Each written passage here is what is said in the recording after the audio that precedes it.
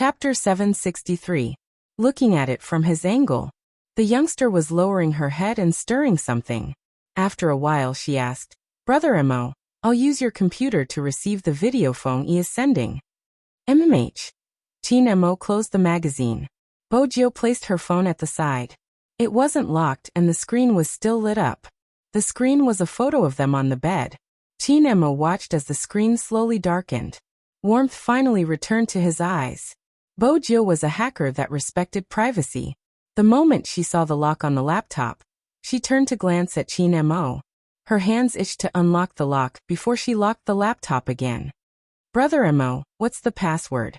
Emojio go all out. Chin Mo glanced up, his eyes curved. "You solved it once, didn't you remember?" Bojio. She had been so focused on solving it for fun that she hadn't paid attention to the password. But Emojio, that was the password. The youngster paused for a moment before lowering her head to fiddle with the laptop. It seemed as though she was forcing herself to do something. Fortunately, receiving a document was a breeze for her. "There's a match between the foreign teams?" Bojio glanced at the notes, arching a brow. She lifted the laptop with one hand and placed it on the bed. She sat down so Chin Mo wouldn't have to get up to see it.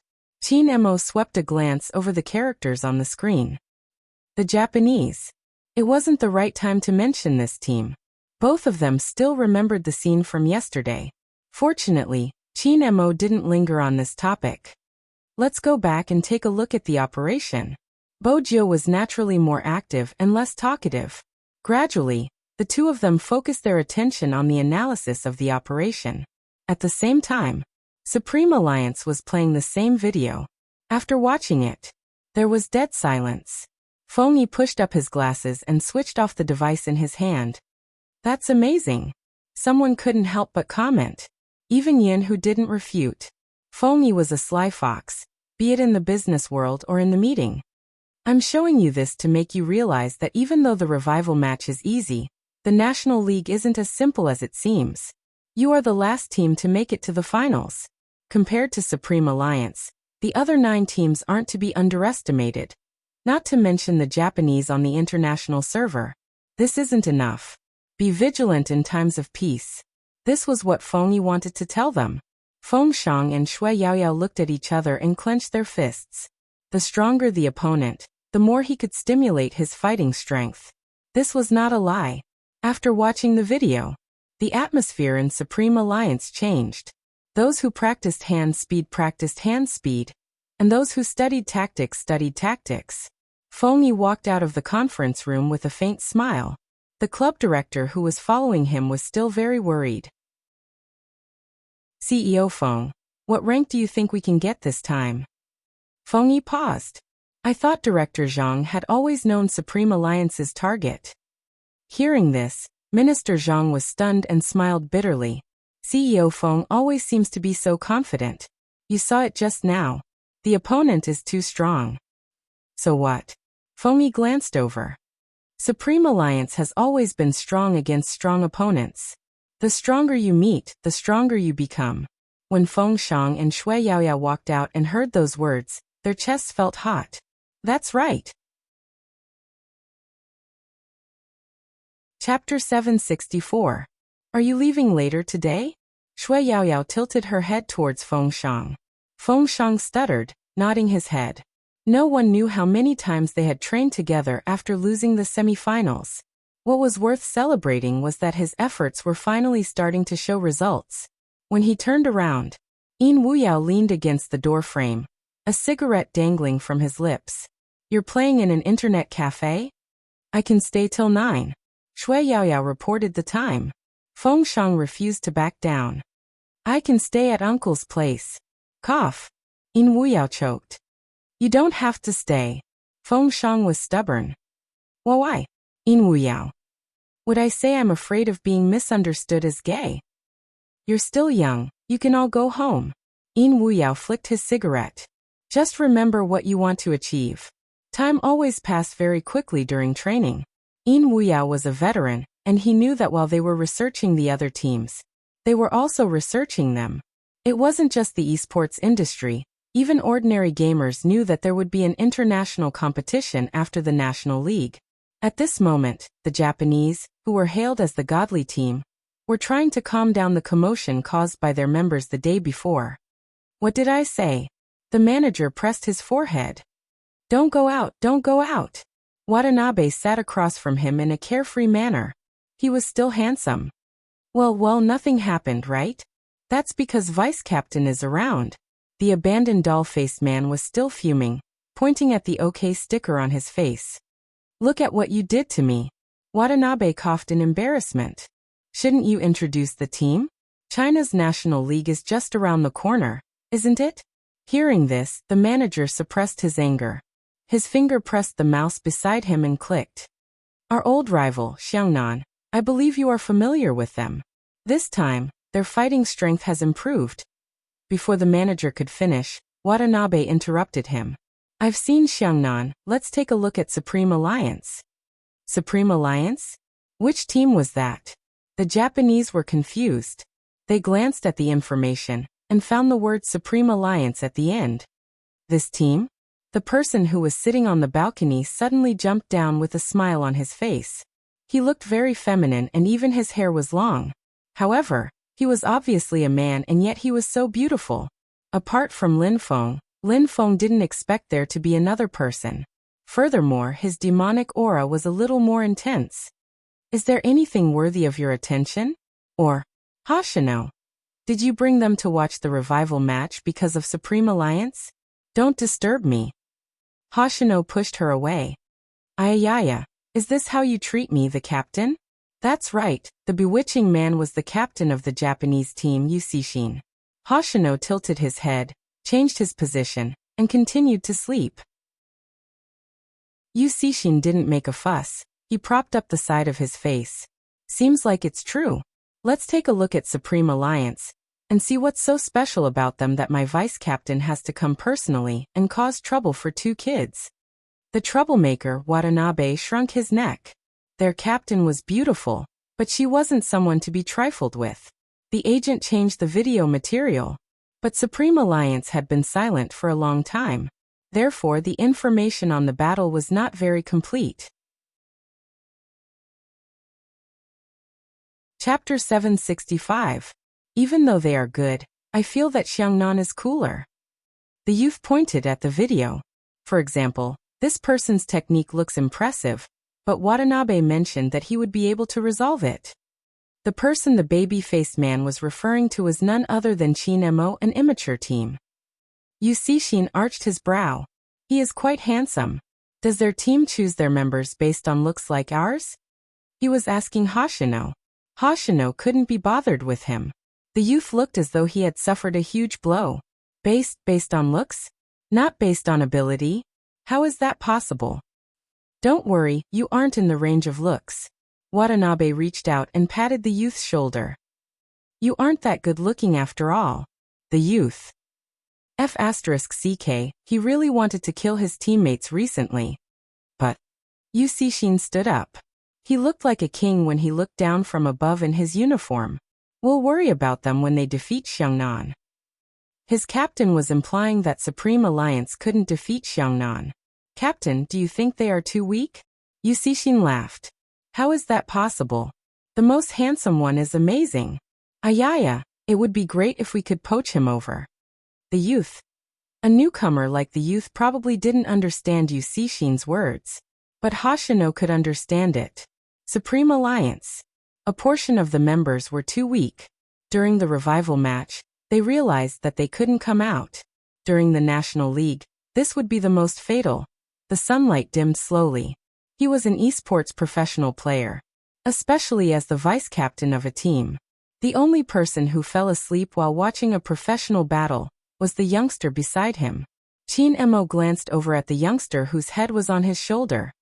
He removed the notebook and pressed his hand on the man's head.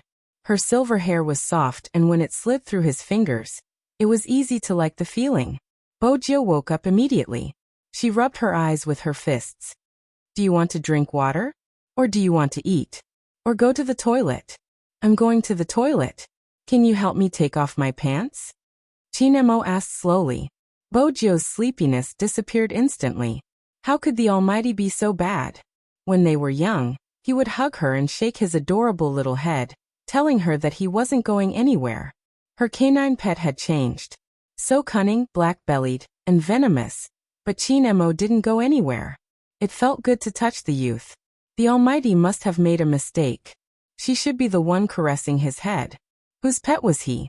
Seeing that the other party was sick and that his illness was related to her, she decided to let him go. Bojio didn't say anything since it felt good to be touched. Chinemo smiled faintly. Bring me a book. Novels. Bojio found it a good way to pass the time. Chinemo glanced at the youngster. Poetry collection. After all, I'm not like a certain someone who can't understand. Overbearing CEO falls in love with me. My little surrogate wife, and sugar daddy, come and feed me. Can't this joke pass? She didn't read those books either. Bojio jumped up, looking suave even when she got off the bed. Chinemo watched as the youngster was sent away. He glanced over at the phone that had been vibrating.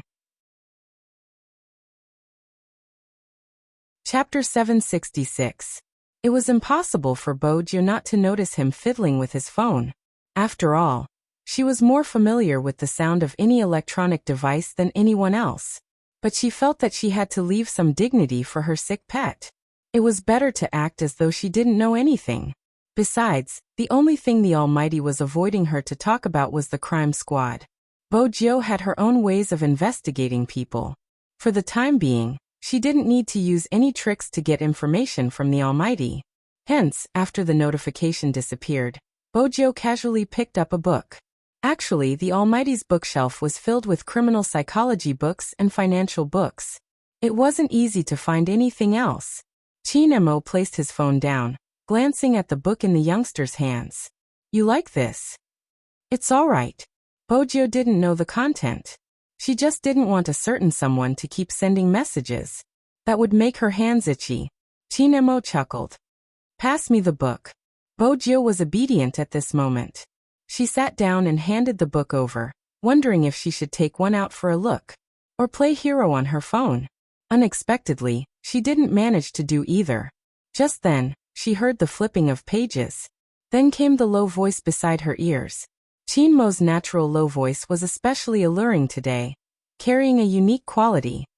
I still like you, walking 8,000 miles with the wind, never asking when you will return.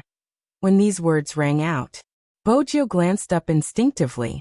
That was when she realized that the Almighty was reading the book in front of him. His voice was so pleasant to the ears. Bojio didn't interrupt, her eyes turning towards the flipped piece of paper. The low voice beside her ears was still there. I still like you, like an old city gate waiting for an old friend, standing alone. Her hands were indeed itchy. She watched as the person leaned against him, reading the poem. Bojio didn't know how many times she had told herself. Kidnapping this person would definitely be troublesome. But she still wanted to kidnap him. Bojio lowered her head as she thought about her plan. She didn't notice the warmth in Chinmo's deep eyes when she lowered her head. When a certain someone stayed by his side obediently and read with him, she was indeed likable. This fellow was still the same as before, liking to stay by his side and listen to his stories. Wait a minute. Why did he say it was the same as before? Chinmo's thick brows furrowed, followed by an intense pain. The bone-piercing pain was simply unbearable. The book in his hand fell to the ground. The first thing Bojio did was press down on his head, panic written all over her eyes. Aunt Zhang, Aunt Zhang. Chinemo reached out and held onto the youngster's wrist, his forehead covered in sweat. I'm fine. Bojio was still worried. She had never felt that she was clumsy, but at this moment, she felt that she couldn't do anything right. Is the temperature rising again? He touched it with the back of his hand and found that there was indeed a little. Chinemo pressed down on her hand. His head wasn't hurting as much anymore, but there was one thing he was sure of. He needed to do a brain checkup. Chinemo knew that this headache had nothing to do with his flu. It was the same last time. It suddenly hurt. Perhaps not all of a sudden. Chapter 767. Bojio noticed the Almighty's gaze and assumed he was still in pain. Hence, she started to massage his head gently. Some people, they were born with the dark side. But even so, in front of a certain person, they would retract all their thoughts. To Bojio, Qin Mo was that certain person. Childhood companionship was important. No one could explain it clearly. Madame Zhang heard the commotion and hurried over. Young Master Gio, what's wrong? Brother Mo has a headache. Could I trouble Madame Zhang to make a call? The Qin family should have a private doctor. Bojio didn't give Qin Mo a chance to speak. Madame Zhang didn't either. Her decision was the same as young Master Gio's. At this moment, Qin Mo found it interesting. Why did this guy raise him like a glass doll? Because of their posture. Qin Mo reached out and held onto her waist. He did the same. Bojio was busy massaging the Almighty's head and didn't notice his actions at all. In Bojio's heart, she had always been the one taking advantage of the Almighty. It wasn't easy to change such a mindset. The private doctor came quickly since Qin Mo was already running a high fever. But there was something he was puzzled about. In the past, when young Master Qin had fainted from the fever, he hadn't said he wasn't feeling well. When it was extremely uncomfortable, he would just allow the doctor to insert needles and close his eyes to rest. Why did young Master Qin always say he wasn't feeling well? His fever was almost gone. When the private doctor heard the diagnosis, he suspected that there was something wrong with his medical skills. He glanced up, wanting to ask something. But just then he met young Master Qin's warning gaze. He glanced at the good-looking youngster beside him, who was looking at him anxiously. Then he turned to young Master Qin, who had recovered but insisted that he wasn't feeling well. The private doctor understood very well what this meant. He coughed softly. Bojio watched as he kept the stethoscope and smiled faintly. Doctor, how is Brother Mo? The fever is gone but young Master Qin is still very weak. When saying this, the private doctor's face didn't change, but he still felt guilty. I'm afraid that he will get worse tonight, and he needs someone to accompany him at all times. It's best to take his temperature every hour and give him a head massage when necessary. Bao Jiu listened attentively and memorized almost everything he needed to remember. All right. The private doctor glanced at the person lying on the bed again. After receiving the hint, he added, it's best if someone can keep watch at night. Usually, viral colds get worse at night. Is that so? Do we need to continue the drip for Brother Mo? Bojio arched a brow. The private doctor hurriedly said, there's no need for that. Now that young Master Qin was full of energy, what else would he need to inject within 4 drip? Do I need to take any medicine? The private doctor wanted to say that there was no need. The person behind the youngster nodded. Only then did the doctor change his tone. Yes, the medicine is below. I'll give it to Aunt Zhang later. All right. Bojio got the answer she wanted. She tossed the doctor aside and pulled the blanket over him. The private doctor had never seen anyone take care of young Master Qin like this. He really wanted to wipe his sweat, but he didn't dare to do anything. Young Master Qin's gaze was clearly saying, hurry up and leave. The private doctor immediately took his leave and disappeared very quickly. After all, even he felt that his young master was too shameless.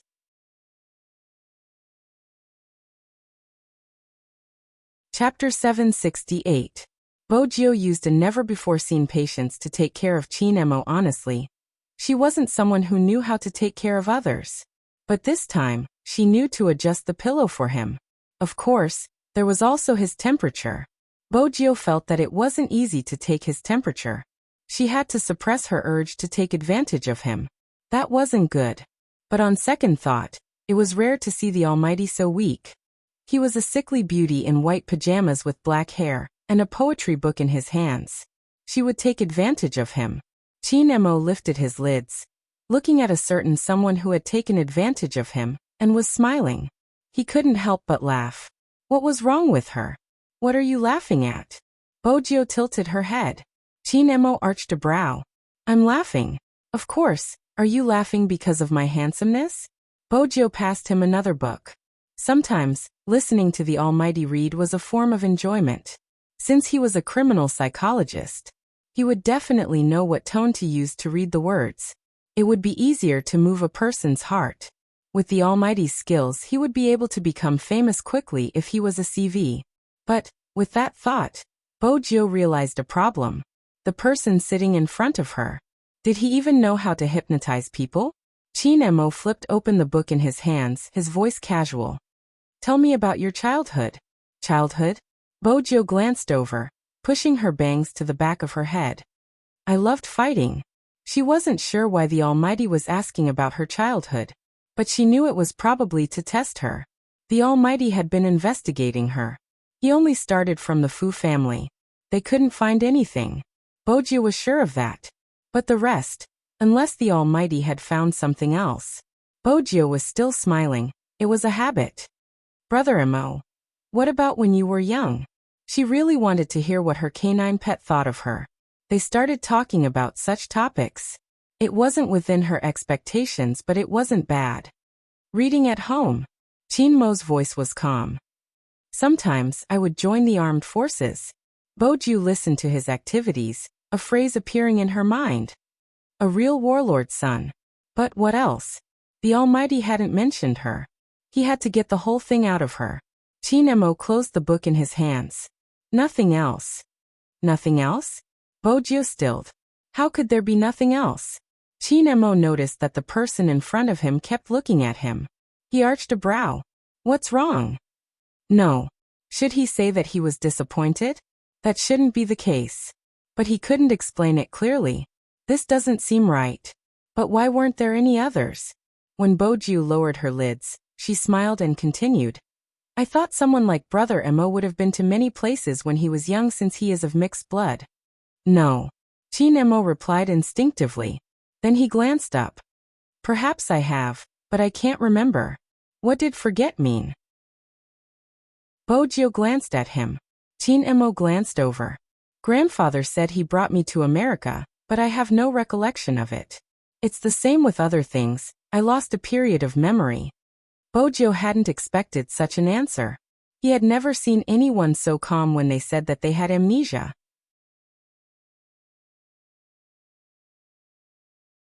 Chapter 769. The personal doctor you saw just now would occasionally check on my mental state. Chin Mo chuckled with a hint of mischief in his voice. Do you think my mental fortitude is better or his mental fortitude is better? Bojo understood. The Almighty had never been cured. Based on his battle experience, he was confident. The Almighty had never tested anyone's mental state in front of her before. But everything had to do with the fact that he had washed his hands. Bojo hadn't forgotten. Who had caused her such a huge loss. Hence, a normal psychologist wouldn't be able to deal with the Almighty. Did that mean the amnesia was selective? Fortunately, it's just my childhood. Also, why was his hand injured so badly? What was with the water covering his head? Chin Mo glanced down at his hand, his gaze sinking. Bojo wanted to say, but you had me when you were young. But she thought about it. She lifted her head and drank the water in her hand. Then a faint smile. It had started from the day she had left. Her father had told her. It was best to forget about her pet. It was a form of protection. But Bojo narrowed her eyes. No one would lose their memory for no reason.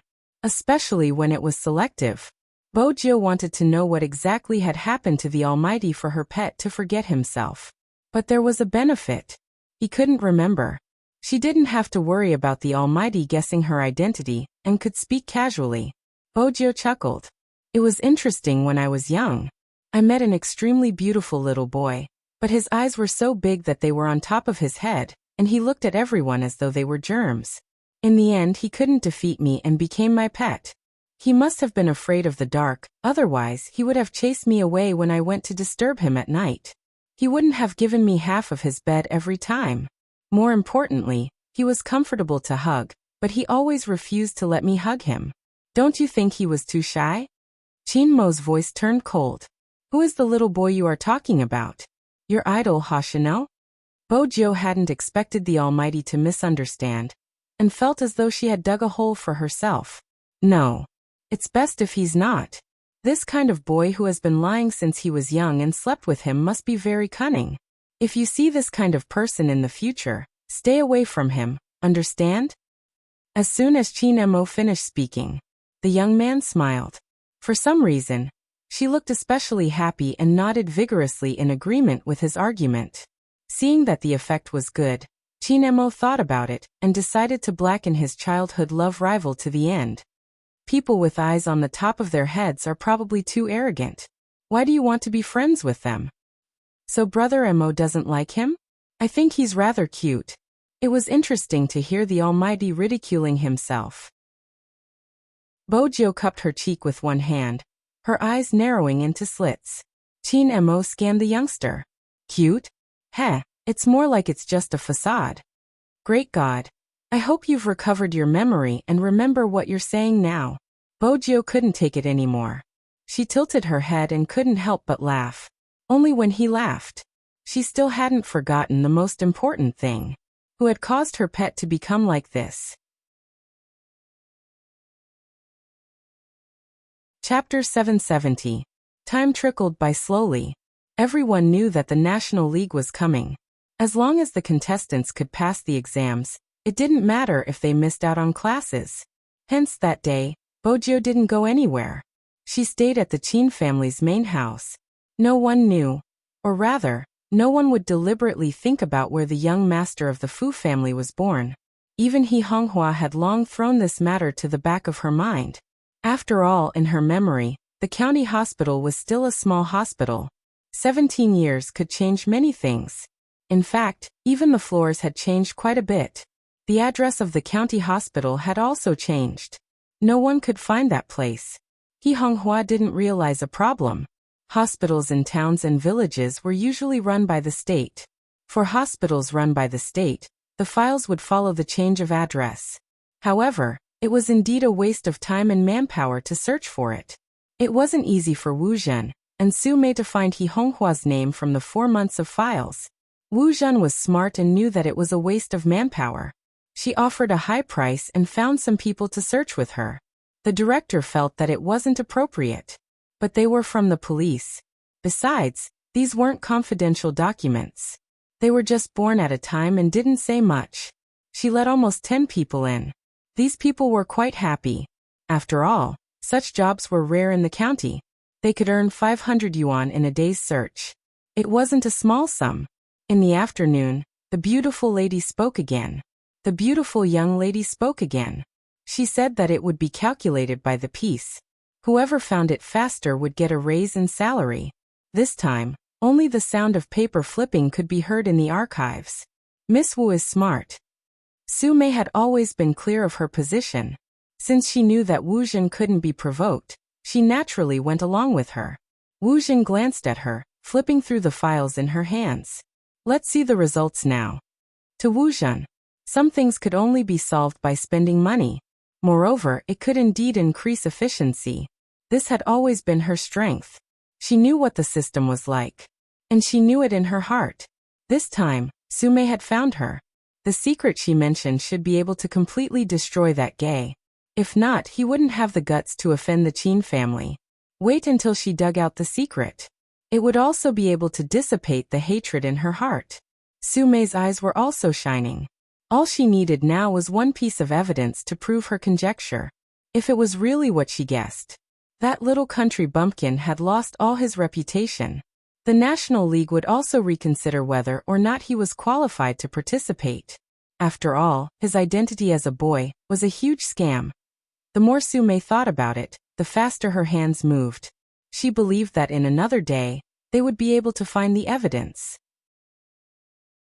Tomorrow they would hire more people. Soon they would succeed. Wu Zhen thought so too. After all, no one could stop her from doing what she wanted to do. The hired workers were also thinking of ways to earn more money. But at this moment, for some reason, there was a commotion outside. The hospital director ran in, sweating profusely. Stop, stop.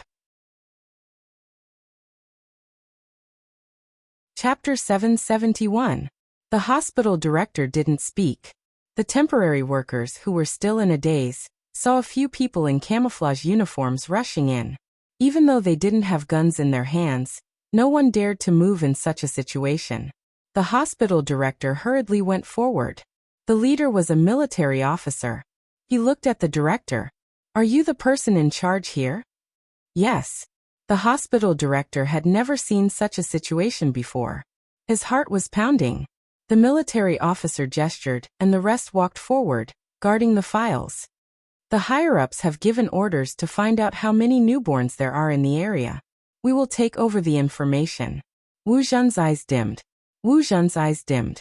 It wasn't easy for her to find out. Why were the troops here? Su Mei was puzzled. What was going on?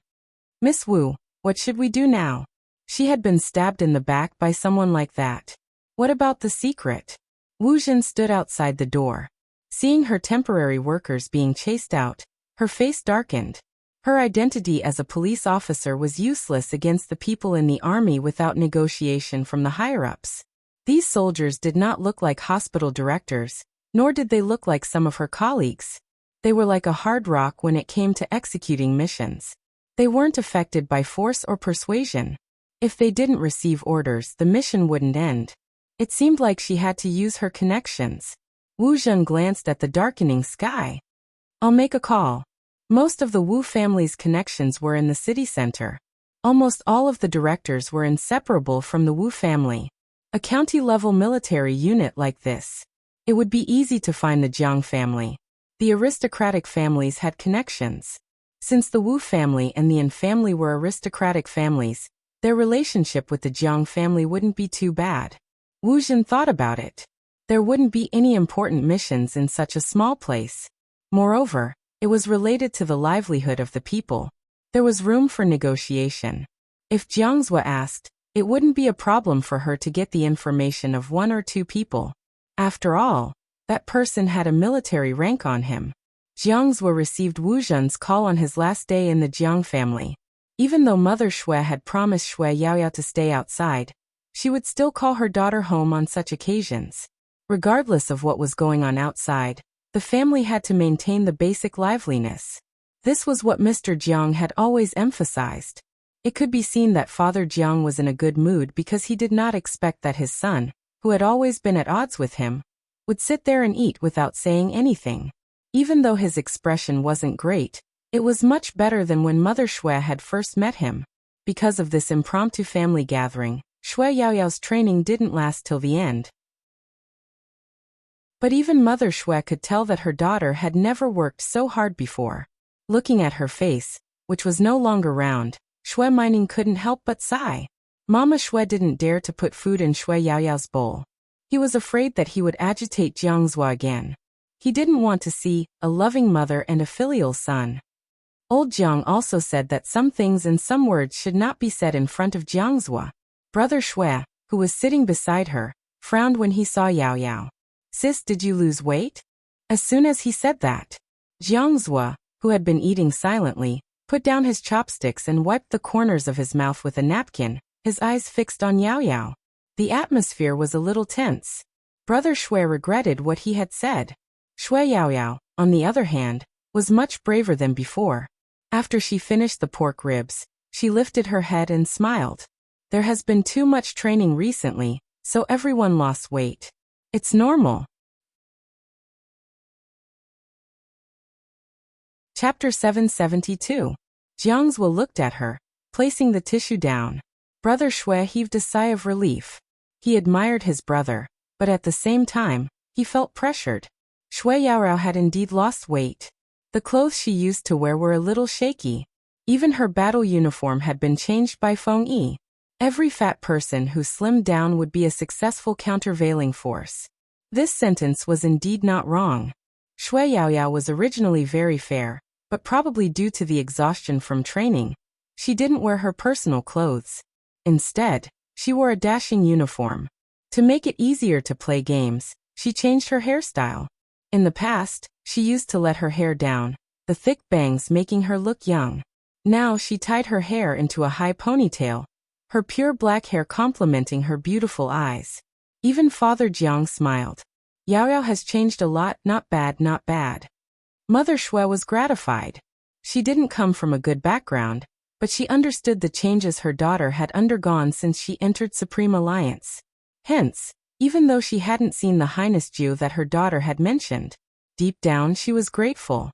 Jiang Zhua was also looking at Shui Yaoyao, but his eyes dimmed.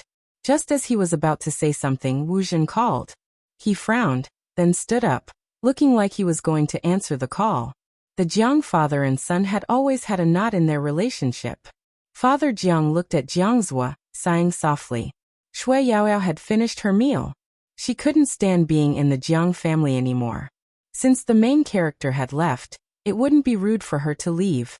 If it had been in the past, Shui Yaoyao would have been disappointed to see Jiang Zhua answer a girl's call. But now, most of her thoughts were on training.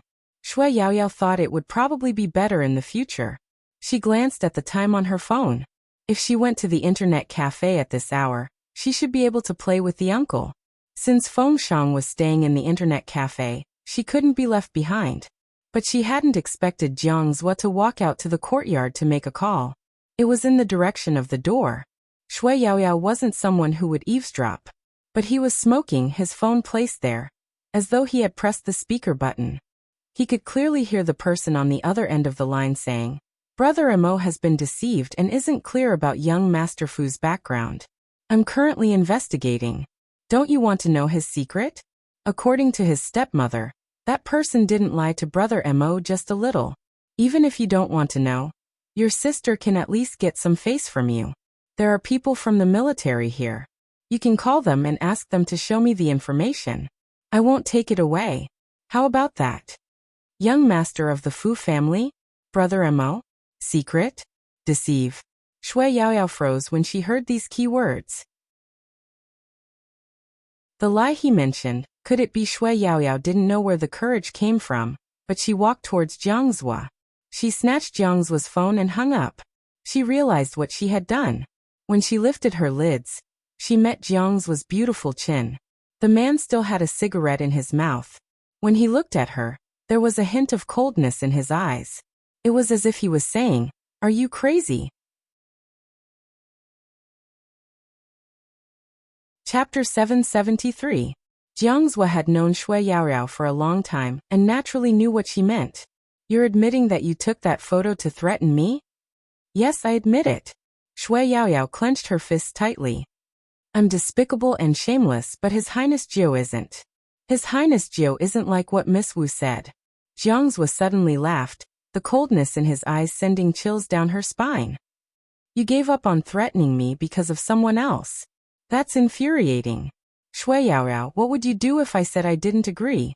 Would you run to your mom or dad and say that you seduced me? Those photos." Shui Yaoyao's face was pale as though all the life had been sucked out of her. Jiang Zhua walked towards her, his voice low. "I don't care, it's just a half-naked upper body. You can copy it however you want." Shui Yaoyao shuddered. She was useless. She couldn't protect the person she wanted to protect. That person told herself. Even an ordinary girl had the right to dream. If the secret was exposed, what would it be like? It wouldn't just be coke splashed on her. She recalled the first time that person failed. The silver hair that covered her eyes. The moment she looked at the game page. The moment of confusion. The bleeding fingers. No one cared. They only cared about winning or losing the game. There would even be people who would come out to despise the youngster, even if he was already covered in injuries. Jiang Zhua looked at Shui Yaoyao's expression. His eyes were cold. "You care so much about that kid from the Fu family? Let me see how much you care about him. I can choose not to help Wu Zhen, but you have to accompany me until I'm satisfied." Shui Yaoyao froze, looking at Jiang Zhua in disbelief. She wasn't a child anymore. She understood what he meant by "come and accompany me until I'm satisfied." Jiang Zhua held a cigarette. "Why? You can't do it? Don't force yourself if you can't." Shui Yaoyao watched as he took the phone from her palm and blurted out, "I can." Jiang Zhua's fingers froze. Shui Yaoyao glanced up. "As long as you don't help Wu Zhen deal with His Highness Jiao and don't tell Almighty Qin about what happened today, I can." Hey. Jiang Zhua took a deep puff of his cigarette to suppress the unknown stuffiness in his heart. This is the rhythm of being an escort for the youngster he loves. Shui Yaoyao had always known how nasty Jiang Zhua's words were to people he hated. But this time, she did not dodge. "You're the one who made the request. I thought you would hate me. After all, you've always said that I'm dirty. I didn't expect you to make such a request." Jiang Zhua's smile turned colder. "Shui Yaoyao, do you think I won't take revenge on you for sleeping with me? I asked you to accompany me just to get back at you. I know. How could he not know? Otherwise, it would be too difficult to explain why he made such a request. Shui Yaoyao thought that since it was a deal, there must be a time limit. When will you finish your revenge? Jiangzhua extinguished the cigarette. Depends on my mood.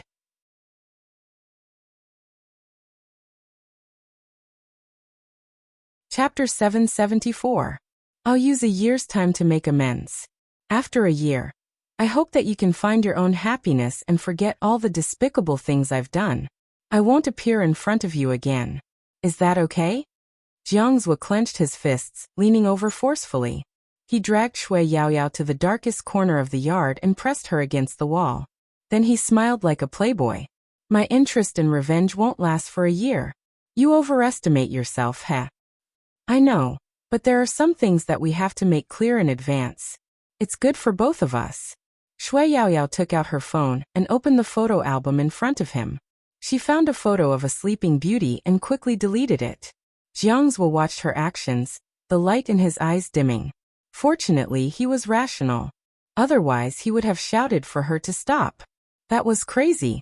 He had never liked to threaten others. But this time, he didn't know what was going on.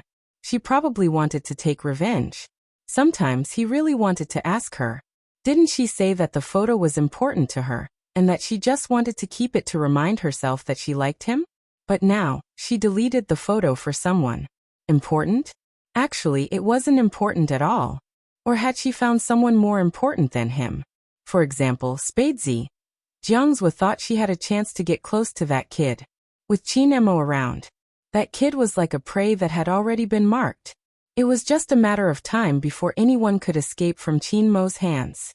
He had never thought of agreeing to Wu Zhen. He didn't like to abuse his privacy.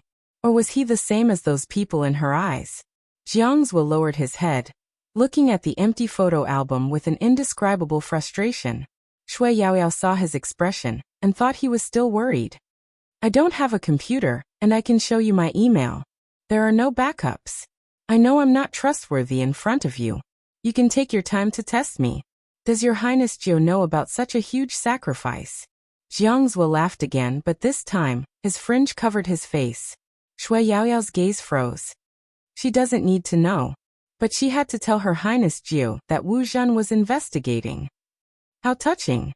The last trace of warmth in Jiangzua's eyes was sucked away. He suddenly bent over and bit Yaoyao's lips. The scent that belonged to a man poured in at once. At that moment, Shui Yaoyao's mind went blank. When she looked at him again, she realized that the vengeance had begun. Far away in the county hospital, Wu Zhen looked at her phone that had been hung up. When he called again, the other side didn't even pick up. Even the look in his eyes changed. She clutched her phone tightly in her hand. What was going on with Jiangzhua? Sumei saw that she could not get through and knew that something was wrong. She said, Young Master Zhang's phone is not working. Miss Wu, you can try to find someone else. The rank of the troops stationed in the county should be very low. It could be your friend or old Wu's friend. Wu Zhen had wanted to get Jiangzhua to do it quickly since the Jiang family's military power was second only to the Qin family. But Sumei was right. There was no need to hire a broadsword for such a small place. After thinking it through, Wu Zhen dialed her grandfather's number.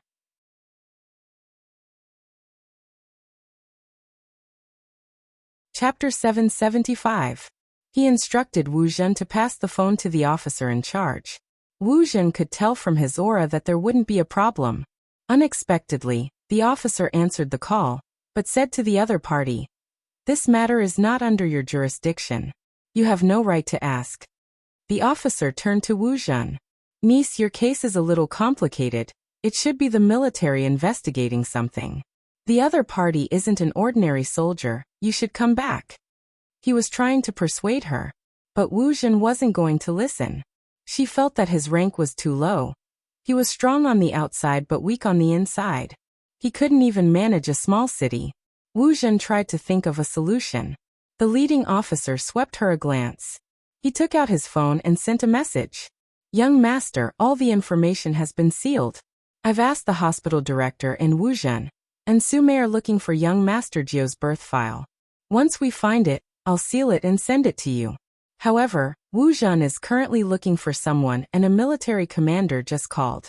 Should I reveal my identity to ensure the operation continues?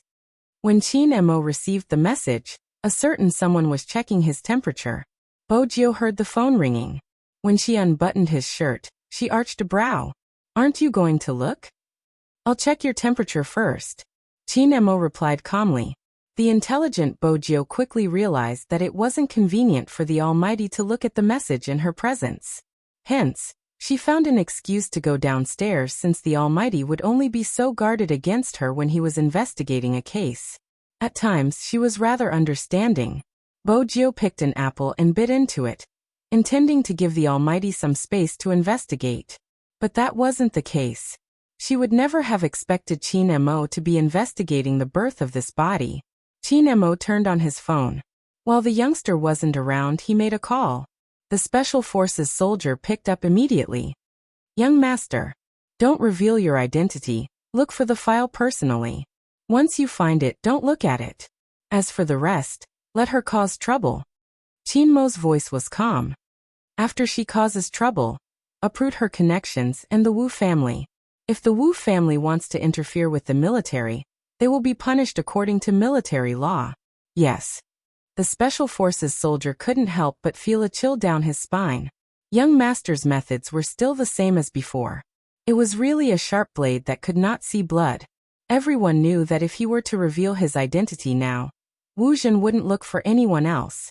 I will also settle down. But he did not want to be exposed. With Miss Wu's temperament, she would probably break more and more rules. At that time, he would make his move. Indeed, even old Master Wu could not get her out of there. Of course, if she didn't make a fuss, everything might have turned around. Therefore, this was the cycle of karma. Wu Zhen never believed in karma, and only believed in power. In the face of money and power, who wouldn't give in? She threw money around, and someone would help her. Similarly, as long as she used her power, she would be able to make those soldiers who stood in her way return to the army. What she didn't expect was that when she asked the officer to answer the phone for the second time, the officer raised his eyebrows and said a few words to the other side of the phone before hanging up. Then he added, Miss Wu is suspected of bribery and obstructing our department from carrying out its mission. If there's any problem, we'll discuss it in court. Chapter 776. The military had always been swift in their execution. The moment he finished his sentence, someone pressed down on Wu Zhen's hand. Wu Zhen had never been treated in such a manner. In the past, she had been the one arresting others. Who could arrest her? She was the sole heir of the Wu family. Do you know who I am? How dare you send me to the military court? Wu Zhen narrowed her eyes, her voice turning cold. I'm here to investigate a case. Since when did the military have the right to arrest a police officer? If you aren't clear about your duties, call your regiment commander. You won't be able to bear the consequences of offending someone you can't afford to offend. The soldier swept her a glance, his tone indifferent. Miss Wu, you don't have to worry. What consequences can there be for me to carry out my duties? Instead, after being fired, you refused to hand over your badge and obstructed the military's mission. You even found a bunch of people to make me answer the phone. As a businessman, when can the Wu family command the military? Or does Miss Wu think it's fine for you to abuse your power with your family's power?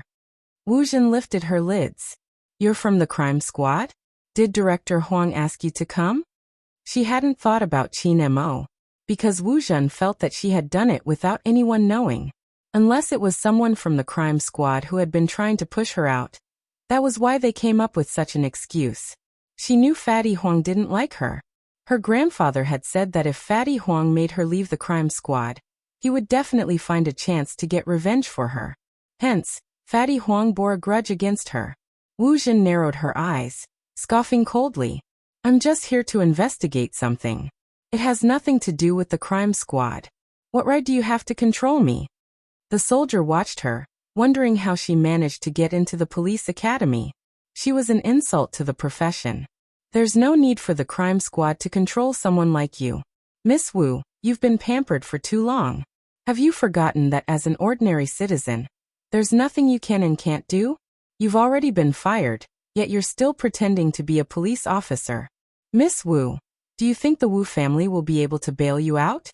Don't worry, it won't happen again. Take her away. Wu Zhen clenched her fists at the last word. She wasn't done with the crime squad. Wu Zhen was brought to the military vehicle and Su Mei couldn't escape. Those who stayed behind continued to look through the files. All of a sudden, only the sound of paper flipping could be heard. Piles and piles of files were carried in and carried away. There were very few people who knew about this. One of the characteristics of the military was secrecy. The director of the hospital was not stupid. Of course, he would not do such a thing. What's more, he had heard enough. The people who came to find him at the beginning were no longer from the police. From the looks of it, he was making things convenient for someone who shouldn't be making things convenient, so he didn't dare to say anything else. With a bunch of soldiers standing in front of him, his legs went soft. But what exactly were these people investigating? He couldn't figure it out no matter how he thought about it. The night deepened. Qin family main family. The armed policemen were still standing outside. From the inside of the house, he could even see the sentries standing guard. There are so many armed policemen stationed here. Why aren't they giving people a chance to kidnap them? Bojio placed one hand in her pocket, tossing the apple core into the bin as she muttered to herself. Madame Zhang thought Bojio was looking at something. She tilted her head and glanced over. Then she smiled. Young Master Jiu, do you think the courtyard is too quiet at night? That's right. Bojio lifted her lips, calm and composed. She didn't reveal her intention to kidnap them at all. Madame Zhang held a plate of freshly cut oranges in her hands. She must have seen Bojio munching on the apple, and couldn't help cutting a plate of oranges. She knew young Master Jiu had a big appetite. I think it's too quiet too. Fortunately, young Master Jiu is here. Madame Zhang couldn't help but smile as she spoke. Madame is rarely at home and boss is always in the army. Young Master usually eats alone, so there aren't many lively times at home. But it's different now that young Master Jiu is here. Young Master's appetite is obviously much bigger than before, and he even smiles occasionally. Even though young Master doesn't say it, as a servant, I know that young Master likes young Master Jiu's presence. Even Madame is very grateful to young Master Jiu for accompanying young Master. After all, young Master's personality is indeed difficult to get along with, so I hope that young Master Jiu can be more forgiving in the future. Bojio took the oranges from Madame Zhang's hands and smiled lightly. Madam, don't worry. I'm the kind of person who knows what I'm doing. I know how Brother Mo treats me. Similarly, how important that person was to her. She knew it clearly. There were many things. She didn't want to scheme anymore, and she didn't want to be on guard anymore. If it had been someone else, she would have made sure nothing would go wrong. But that was Qin Mo. That was the Qin Mo who had accompanied her for 3 years and 2 months when she was young. That was the Qin Mo who wanted her to kidnap him and leave without a care for anything else. That wasn't someone else. Bojio fiddled with one of the oranges. If she was destined to live in darkness for the rest of her life, she hoped that the lamp named Qin Mo couldn't be extinguished, even if they became enemies one day. He was also the most important person to her, and the person she couldn't bear to drag into the darkness to accompany her. Madame Zhang watched the gentle smile on the youngster's face, and heaved a sigh of relief. After all, young Master hadn't seemed happy when he had returned yesterday. I'll have to trouble young Master Jiu to take care of young Master today. Honestly, I was shocked when young Master Jiu appeared in the morning. Speaking of which, young Master Jiu, how exactly did you come in? I clearly remember that I locked all the doors. Bojio touched the bridge of her nose. In order to maintain Madame Zhang's impression of her as an understanding person, she didn't want to tell her about climbing the wall. Bojio changed to a more tactful way of saying, the back door wasn't locked. You must have forgotten. Back door? Madame Zhang was still trying to recall. Bojio had already carried the oranges upstairs. Hey, wait, young Master Jiu, where's the back door? Of course, Bojio wouldn't turn back. How was she going to explain? Besides, she had been plotting to kidnap the Almighty just a moment ago. If Madame Zhang found out about her thoughts, she would never dare to trouble her young master again. Bojiu didn't have free hands. She lifted her legs and bent her knees to push the door open. Qin Mo heard the commotion outside. He glanced up, replying leisurely, "What is it? The wall-jumping scholar can't take it anymore and is about to be exposed?" Bojiu thought to herself, "What's the big deal about being a wall-jumping scholar?" She placed the oranges down elegantly and reached for the 2 laptops. "I won't be exposed for now. As long as there aren't any cameras outside, I'll be safe." Qin Mo watched the youngster, his lips lifting. Bojiu felt that his expression wasn't right.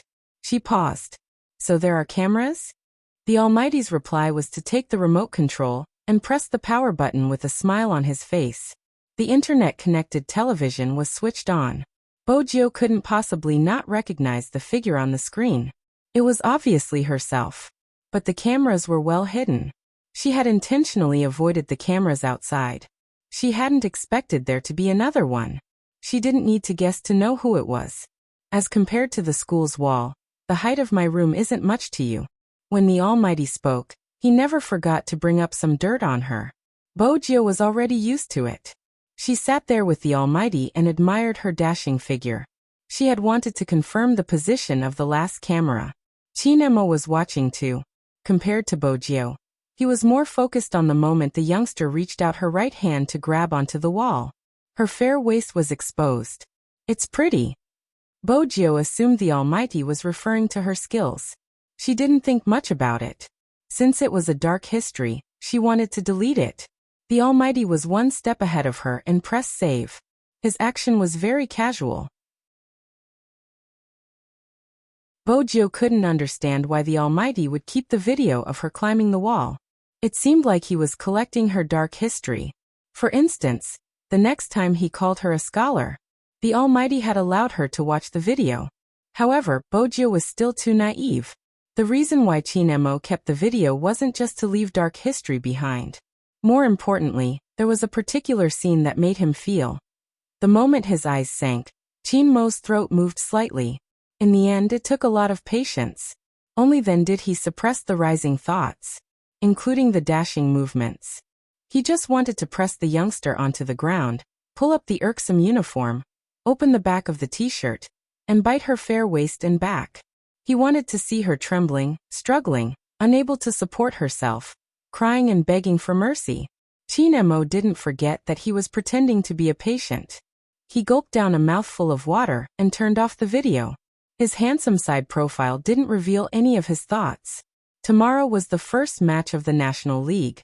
Bojiu grabbed both laptops, wanting to use this chance to perfect her adjustments.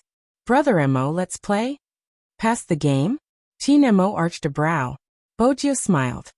"PK." The Almighty had always been an opponent that people wanted to challenge, be it in the game or in real life. Qin Mo swept the excited youngster a glance. "I'm not playing." "Why?" Based on the way the Almighty had added her in the past, he didn't seem like someone who didn't want to win. Qin Mo watched her, his tone calm. "Because I won't PK with someone I like." Bojiu hadn't expected such an answer. She stilled. She moved the laptop away. Next, she carried Princess up and rubbed him into a ball. It wasn't easy to reply to the Almighty's words. Princess really wanted to bite him. F***ck, he wasn't a plush toy, he would have a temper if he rubbed him like that. Qin Mo watched her actions, his lips curved upwards. He placed the laptop aside. "Come over, take his temperature." "Didn't I just take it?" Bojiu finally let go of Princess. Giving a male cat a pigtail was an insult to its bloodline. Princess was furious. He walked a few steps forward valiantly. When he realized his reflection in the mirror wasn't bad, he stopped clawing at Bojiu. Qin Mo glanced at his stupid cat before returning his gaze to Bojiu's face. "It's fine if you don't take my temperature. Go get a towel, my body temperature seems to be rising." Bojiu immediately reached out to touch Qin Mo's forehead. It wasn't hot. But even if it wasn't hot, she had to take good care of him. Her pet had always been weak and sickly since young. She pulled open his collar and placed the thermometer inside. Bojio took a closer look and realized his face hadn't recovered. His lips were still pale. Almighty Qin had put in a lot of effort to make himself look weak. One of them was the art of expressing one's emotions. He looked at the person in front of him, so clean that he could almost see the layers of fur. Her posture was one that he was satisfied with. He couldn't help smiling. When Bojio saw the smile, she was reminded of Madame Zhang's words. She suddenly had the urge to confess everything. But Bojio knew better than anyone else. The issue between them had never been a matter of gender. One of them was in the light while the other was in the dark. He had his own rules. She had her own protection. Just looking at the Almighty, Bojio would always be reminded of the time when she wanted to buy him. Even though she knew she couldn't have him, she still wanted him. But Bojio understood. She couldn't touch someone like the Almighty so easily. Of course, she couldn't bear to touch him. She wouldn't let go of anyone who touched him. In reality, Bojio didn't just nibble on an apple when she went downstairs. More importantly, he was communicating with Lawyer Bai. As a lawyer, regardless of how young he was, he would always have his own way of hearing things from the past, including the Almighty's hand injury. Lawyer Bai was indeed reliable. In less than a minute he replied, "You have to pay more for the Qin family's matter." Sure. As long as she could find out what exactly happened. The international serial murder case. Lawyer Bai's message was short, but every word was useful. All the information has been sealed. If you want to find out more, you will have to hack into the crime squad system. Everything about Qin Mo isn't ordinary, especially his past. I advise you not to investigate him casually. It's hard to say how deep his waters are. Bojio chuckled. My waters are deep too. I'll send you the money when I get home and give you preferential terms. Lawyer Bai, are you going to dismiss me with just one sentence? Lawyer Bai's tone didn't change. Special forces, that's all I know. From a lawyer's perspective, the case wasn't handled perfectly because Qin Mo misunderstood someone. But no one knows why he jumped into the water to save a criminal. This is an international case and it's hard to investigate the cause of his injury. You can only rely on analysis. But there is one thing, ever since that day he hasn't been involved in the crime squad, he has been playing esports and managing the Qin group. Lawyer Bai's tone didn't change at all. Lawyer Bai's tone didn't change. This meant that the case was a knot in the Almighty's heart. As long as she knew the details of the case, she would be able to find out why the Almighty's hand was injured. Bojio lowered her lids, still looking like the youngster. But there was only one thought in her mind.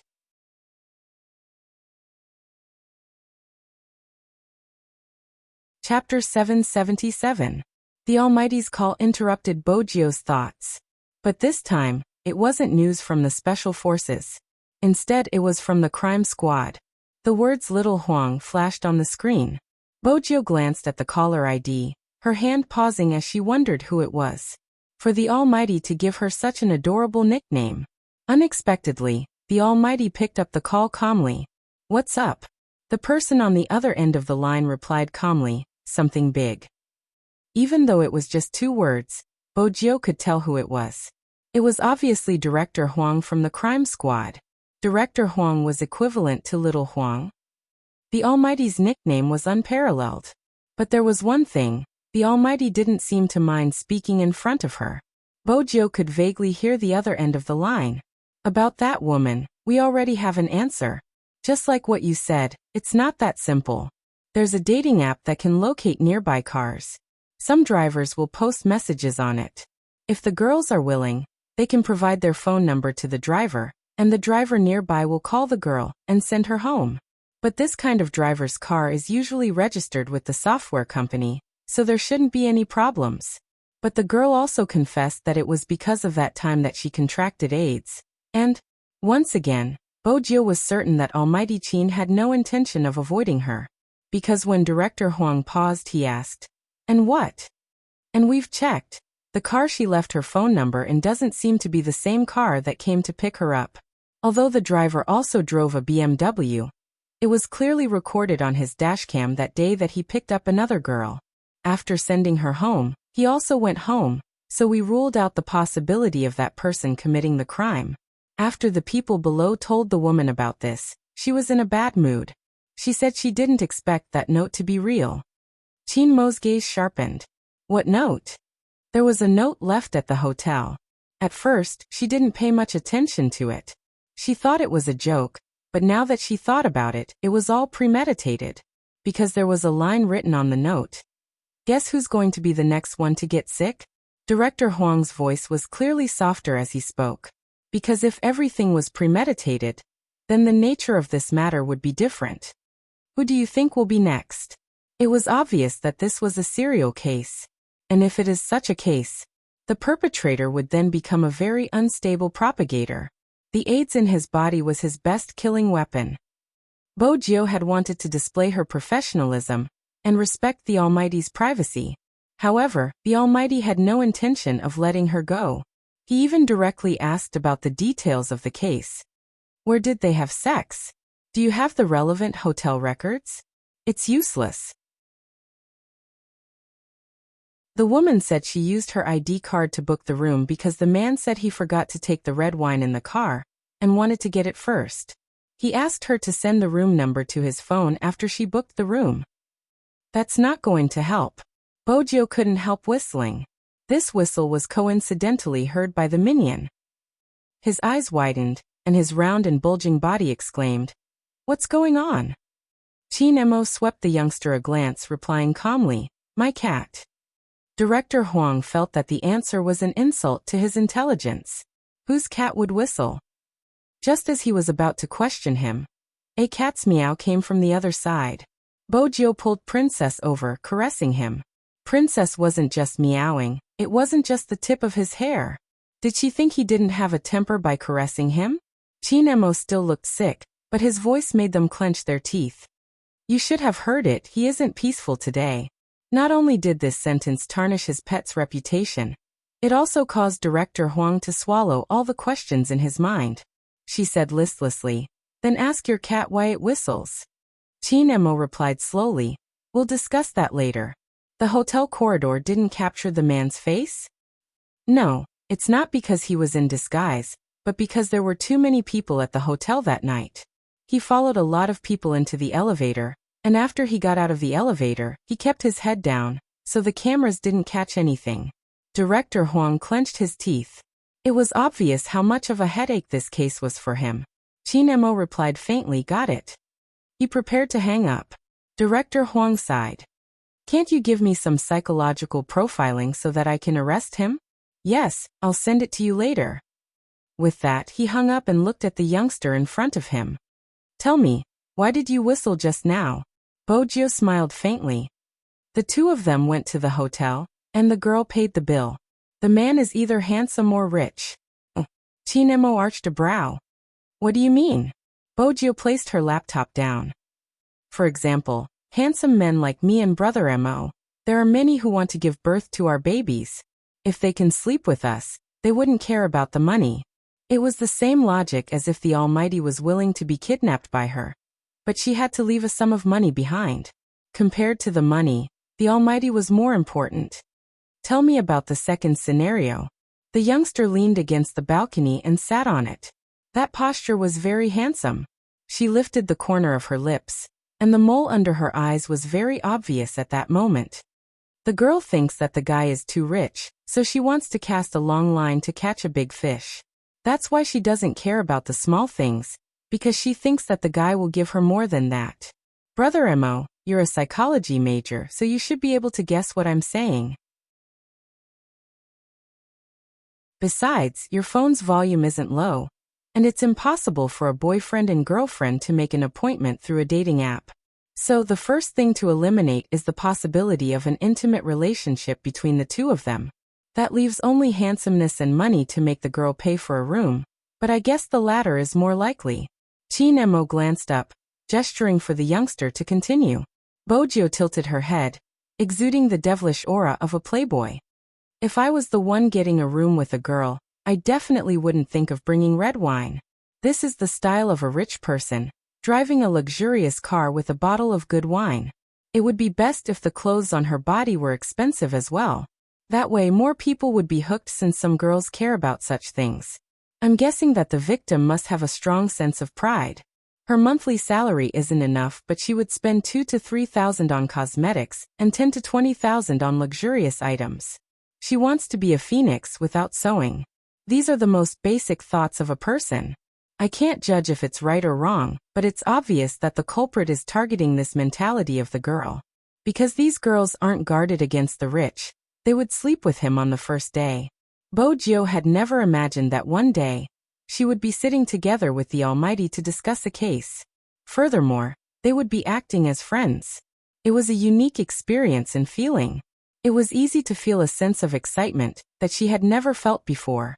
But very quickly, the excitement was extinguished by the Almighty's words. What if you were the one getting a room with a girl? Chin Mo tilted his head, his voice cold. I didn't know you had such thoughts. Bo-jio paused, feeling a little guilty. It was just an analogy. It seems like you aren't good at physics, you should start learning Chinese again. Chin Mo's gaze didn't warm up. Who taught you to make such an analogy? Bo-jio felt that it was better not to talk about academics. Bo-jio felt that it was better not to talk about academic matters.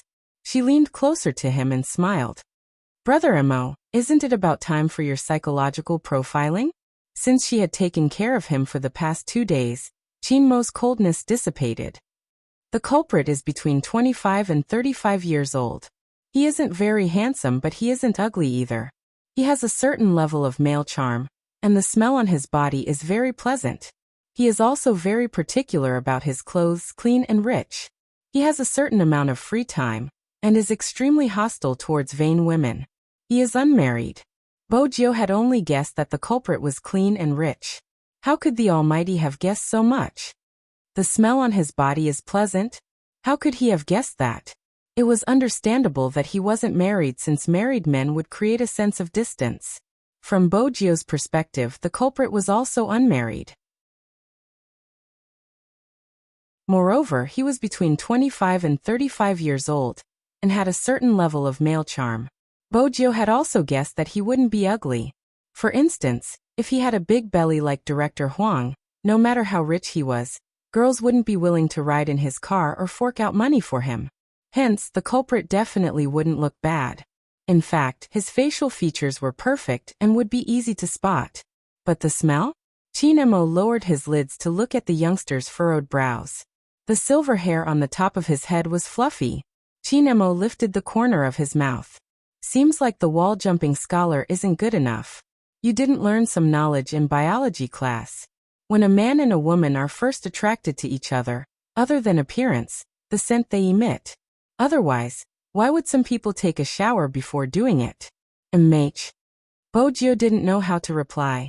She pulled Princess over and started to caress him. Who would learn such things in biology class? Besides, other than the Almighty, no one would use such a method to analyze a case. This is going to be a troublesome serial case. It's obvious that the culprit's IQ isn't low. He's thought through everything thoroughly. I'm guessing that the original phone number has become a useless number that no one picks up. Bo-jio's efforts weren't in vain. Chin Mo sat on the pure white bed, his brows arched. Director Huang didn't mention anything about the phone not being able to reach him. I guessed. Bo-jio didn't avoid Chin Mo's probing. It's simple. If I were the culprit, I would prepare some tools. Every time I make an appointment with someone, the SIM card for the day would be rendered useless. After changing to the next target, I would use a new number to contact them. Even though the official SIM cards are all registered with real names, there are still ways to get one that doesn't require one's real name. The car plate would probably be tampered with as well, something that can be learned with a little money. Besides, the culprit would only appear on weekends when traffic is heavy.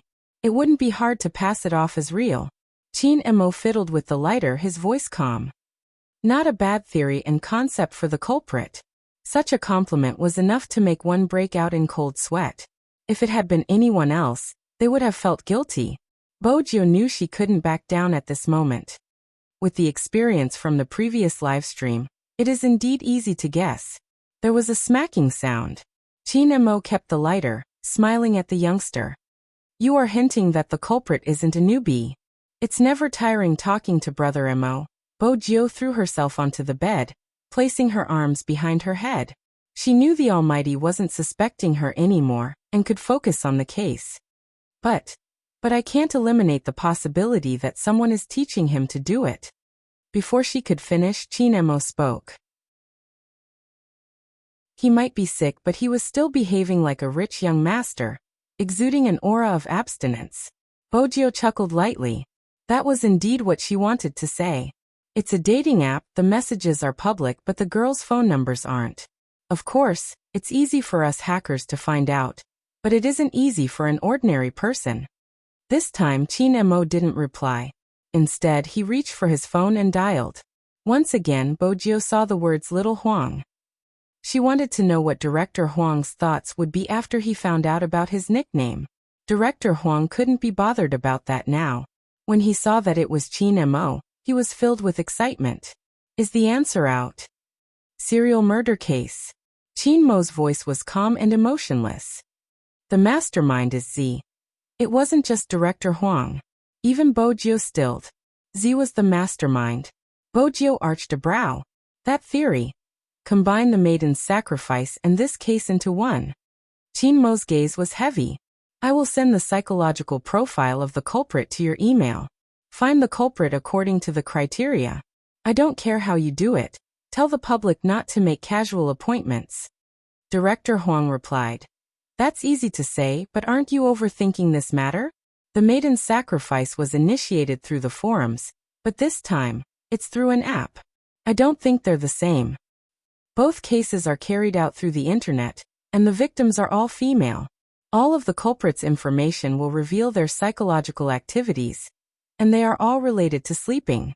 The only difference is the method of sleeping, but the nature is the same. Most importantly, no culprit would leave a note to inform the public that he is the culprit so that the police can find him faster. This is Z's second challenge to the crime squad. Chinmo's every word seemed to hit the nail on the head. Director Huang's jaw dropped, and he scratched his head. He scratched his head again. This is clearly a challenge to you. Our key case investigation unit has been implicated because of you. Don't make a move after you lock onto the target. I will send someone to contact the culprit and find Z. Chinemo hung up once he was done. He didn't give Little Huang a chance to react. Bojio felt that it was time to recommend herself. Brother Mo, what do you think about me contacting him? My hand speed isn't bad. Since it concerned her impersonator, she had to be more proactive. Chinemo kept his phone, replying lazily, no. All right. In that case, she could only follow the people from the key case investigation unit. She respected her pet's decision, but it wouldn't clash with her methods. Chinemo tilted his head and glanced at the youngster lying beside him. His tone carried a hint of warning. Behave yourself. If I catch you again, you should know the consequences. Brother Mo, where's the trust between humans? Bojio sighed deeply. It has been a long time since I've messed with the internet. Do you know what it means to a hacker? It's the world of lousy hackers. Even though he knew the youngster wouldn't be telling him the truth. The corners of Chinmo's lips lifted when he saw the depressed look on her face. Bojio lifted her lips, hopping off the bed to take a shower, but she didn't forget to bring her phone. She closed the bathroom door. The first thing she did was to turn on the noise-canceling shower. Amidst the sound of the shower, the youngster lowered her lids, her long fingers pressing on the screen.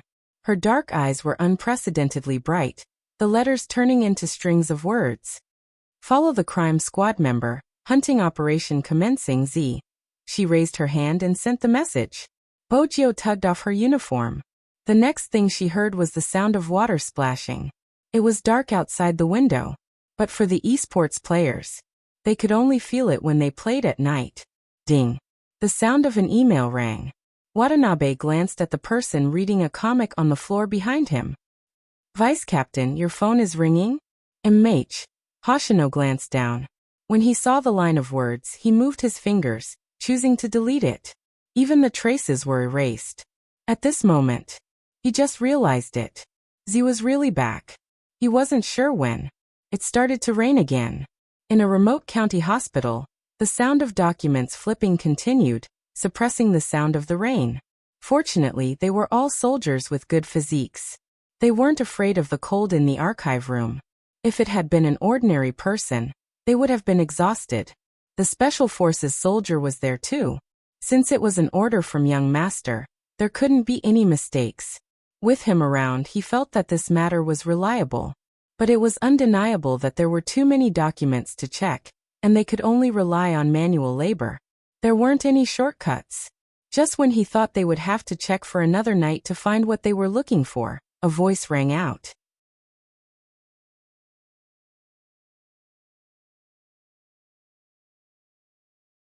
Chapter 778.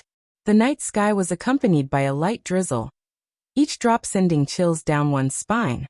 Su Mei and Wu Zhen, who were sitting in the back row, had never suffered like this before. The former claimed to be cultured, but she had always been a mistress and enjoyed the pleasures of a ready-made woman. The latter's background meant that she wouldn't suffer much. Su Mei was still wearing a dress. She hadn't felt cold since she had been in a heated room previously. Now she was a little irritated from the cold. The garrison in this small place wasn't the same as some of the well-known troops. It was really an insanely poor place. At the thought of how He Honghua had given birth to the little bastard who had been at odds with her, Su Mei felt indignant. Su Mei's heart was filled with unwillingness.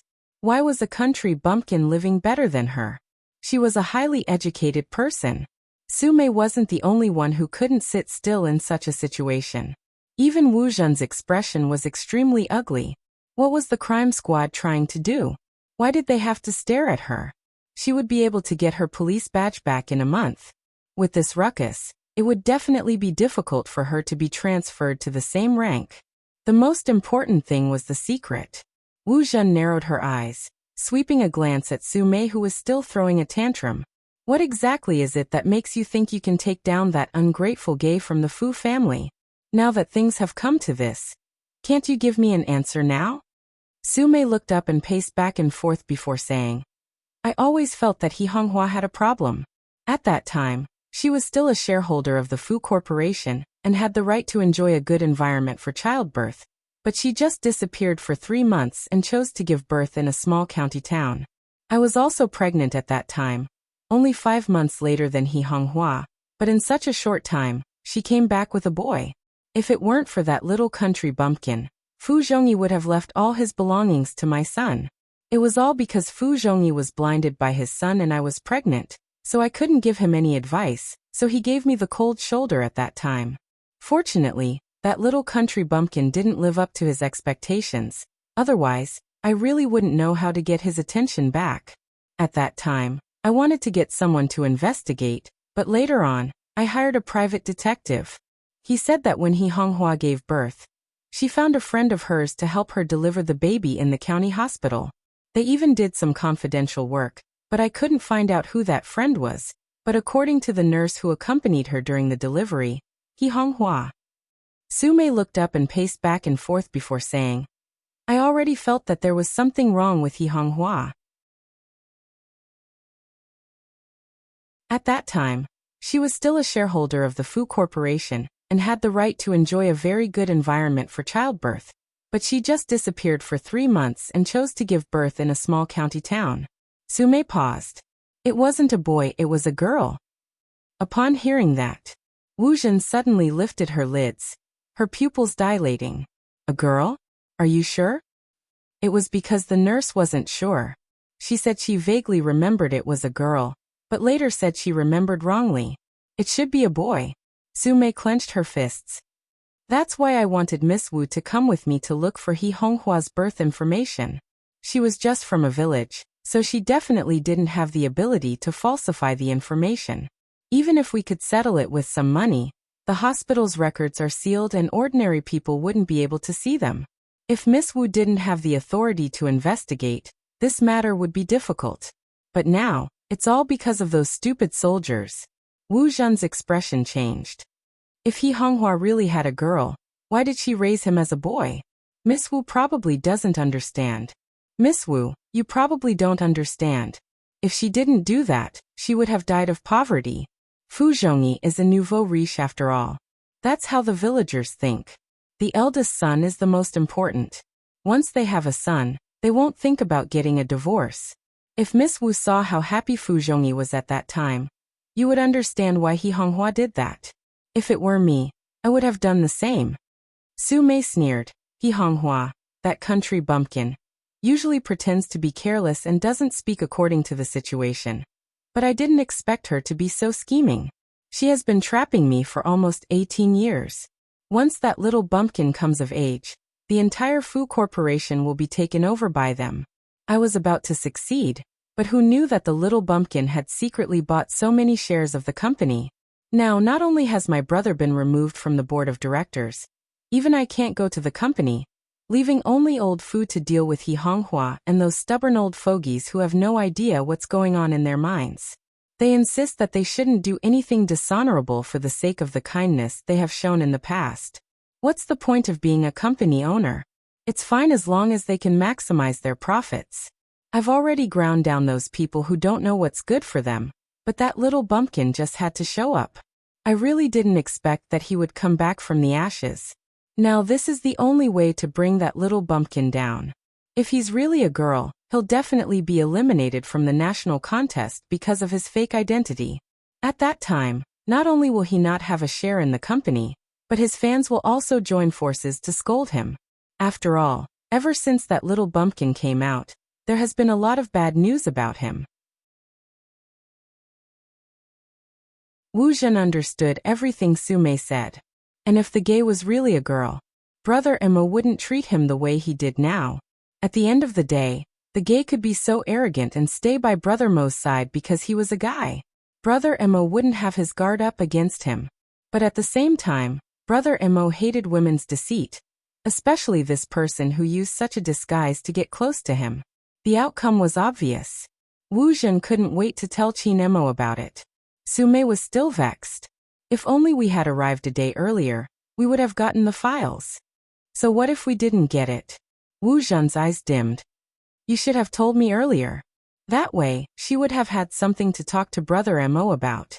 Moreover, from the looks of it, Wu Zhen felt that there was a 50% chance that the gay was a girl.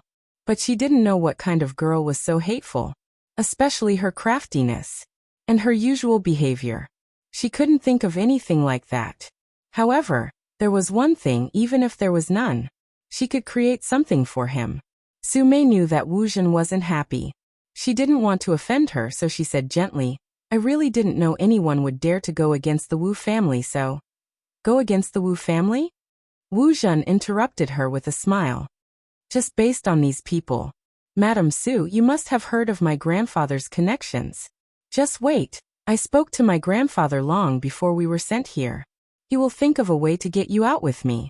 We will be back in Jiang City by tomorrow morning, just in time for the National League. When the time comes, she would tell Brother Mo. That gay's fate had come to an end. Su Mei heard Wu Zhen's words, her discomfort disappearing completely. Miss Wu is really thoughtful. As long as the Wu family's connections were there, what was there to be afraid of? At the same time, the soldier handed over the files he found to the Special Forces soldier. The Special Forces soldier remembered Qin Mo's instructions. After sending the files, he had to seal it immediately. He couldn't let anyone see the details of the files, including himself. Everyone retreat. The Special Forces soldier held onto the files, giving the order in a low voice. The soldiers had always been swift in their actions. When they came, they didn't leave any precautions. When they retreated, they didn't leave any clues. In the end, only the Special Forces soldier was left in the Hummer. He dialed the number he had called the most that day. Speak. One word was enough to let him know that at least it was convenient for his young master to call. I've found the things, I'll rush back now. I'll reach the city in about an hour. The Special Forces soldier started the car, asking in a low voice, Where should I wait for young master? Qin Mo glanced out of the window. Come to the military courtyard, I'll take it personally. The Special Forces soldier paused. Head to the main house? Ever since that operation, he hadn't seen his young master again. After all, it had been a long time since his young master had been out. Qin Mo's gaze deepened. Something happened in Jiang City. Gather the brothers and get to work. The Special Forces soldier's eyes lit up. Young master, what do you mean? F***ck. I've been waiting for this day for too long. Cut the crap, come first, I have a mission for you. With that, Chinemo hung up. It could be said that it was a phone call. He seemed to be calculating the time. For instance, the youngster who was showering should be out soon. Bojio was indeed out, drying her hair with one hand and rubbing her eyes with the other. Brother Mo, you should change your shampoo to something milder. Chinemo glanced at the youngster with messy hair. He placed his phone at the side and pulled her forward, narrowing his eyes. You didn't bring your eye drops? Who would bring that kind of thing to climb over the wall? Was he looking for a burden? Chinemo couldn't care less about pretending to be sick. He stood up from the bed and said, "Wait here." All right. The white towel hung down, covering half of the youngster's face. The faint smile on his face indicated that things weren't as simple as they seemed. Sure enough, after Chinemo left, Huamion's expression changed. Bojio glanced towards the phone on the bedside table. She wanted to unlock it. Her hands were itching. It was because of little Huang's phone call. It was obvious that before this, the Almighty hadn't contacted the crime squad. That was the problem. If he wasn't from the crime squad, who exactly had the charm to make the Almighty send her messages and occasionally pick up her phone? She didn't bring her tools. But with her knowledge of the keyboard, it wasn't impossible. It wasn't impossible to get the password. As a qualified international hacker, she still had the basic professional ethics. For instance, she used the materials she could find. Bojio took out the transparent tape she had taken from the bottom and stuck it vertically on the phone screen. Then she stretched it. The fine sweat on his fingertips would definitely leave traces on the phone screen if he were to unlock it often. Even a clean person like the Almighty couldn't prevent his body temperature from rising.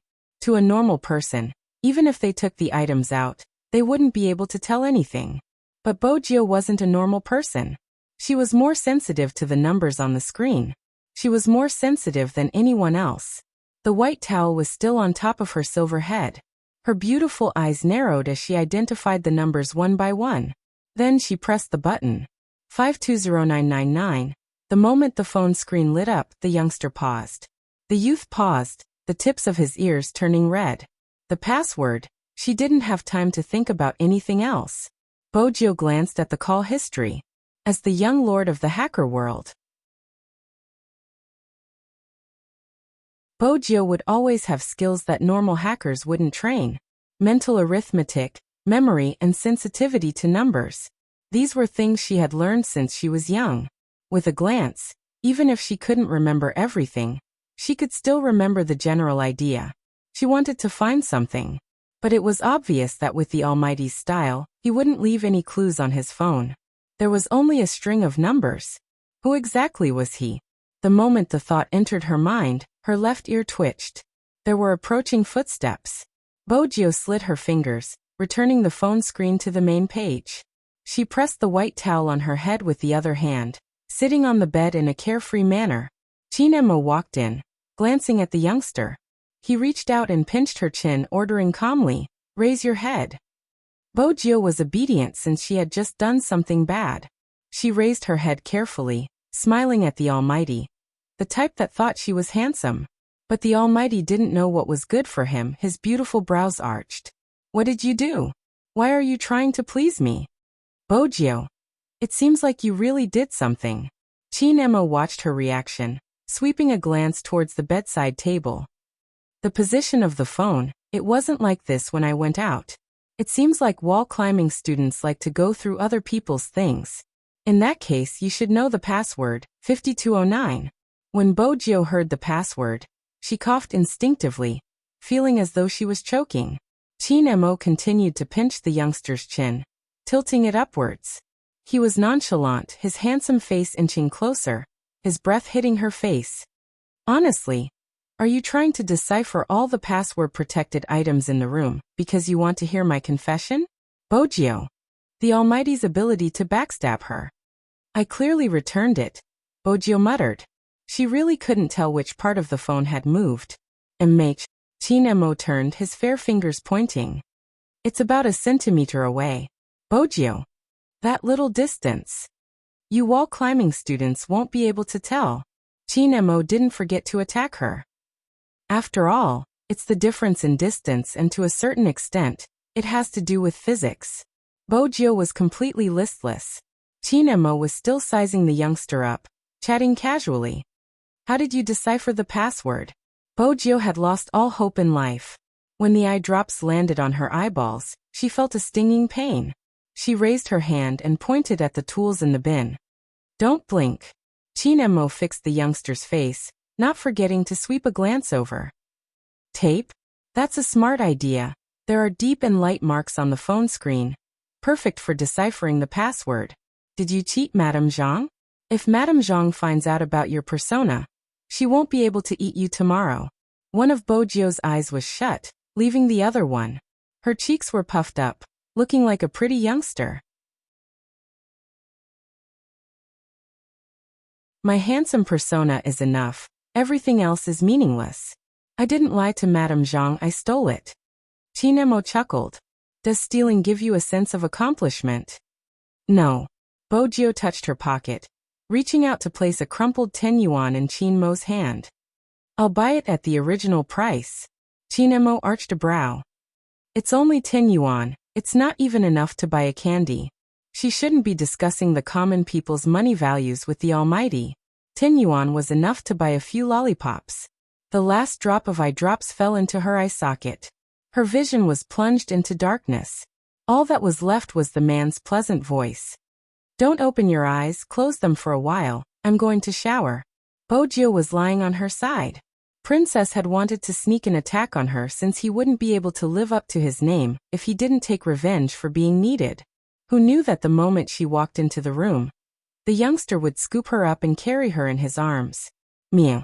This youngster was so cruel, how did Master tolerate him? Princess's body was soft, furry and soft. Moreover, there was eye drops in her eyes. The tip of her nose was filled with a familiar scent. The Almighty's scent. The Almighty didn't seem to care that she was peeking at his privacy. Her puppy was still so nice to her. The youngster's silver hair fell from her ears, covering her beautiful eyes. Even the hand that was hugging Princess had unknowingly loosened its grip, lowering slowly. His breathing became calm. When Qin Mo walked out while drying his hair, this was the scene he saw. His deep gaze dimmed. He walked over, reaching out to caress the face that had sunk into the pillow. The phone screen beside him lit up.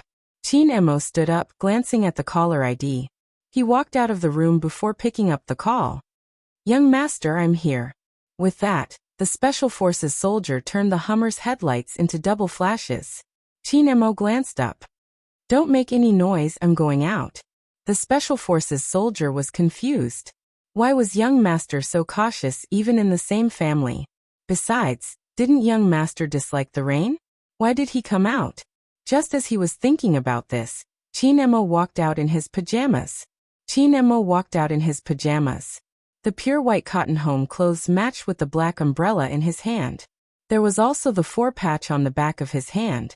The Special Forces soldier was stunned by his boss's getup. What was young master doing? Was he pretending to be a sick rich young master? Qin Mo didn't waste his breath, pulling the car door open and entering. File. The Special Forces soldier handed the file over. It's sealed, no one has seen it before. Qin Mo took it. He didn't say a word, his long slender fingers flicking through the file. It was a detailed report of the pregnant woman, her name and age included. It was obviously He Honghua when she was young. Qin Mo's indifferent gaze swept downwards. Suddenly, that pair of eyes, which had always been calm, actually shook violently.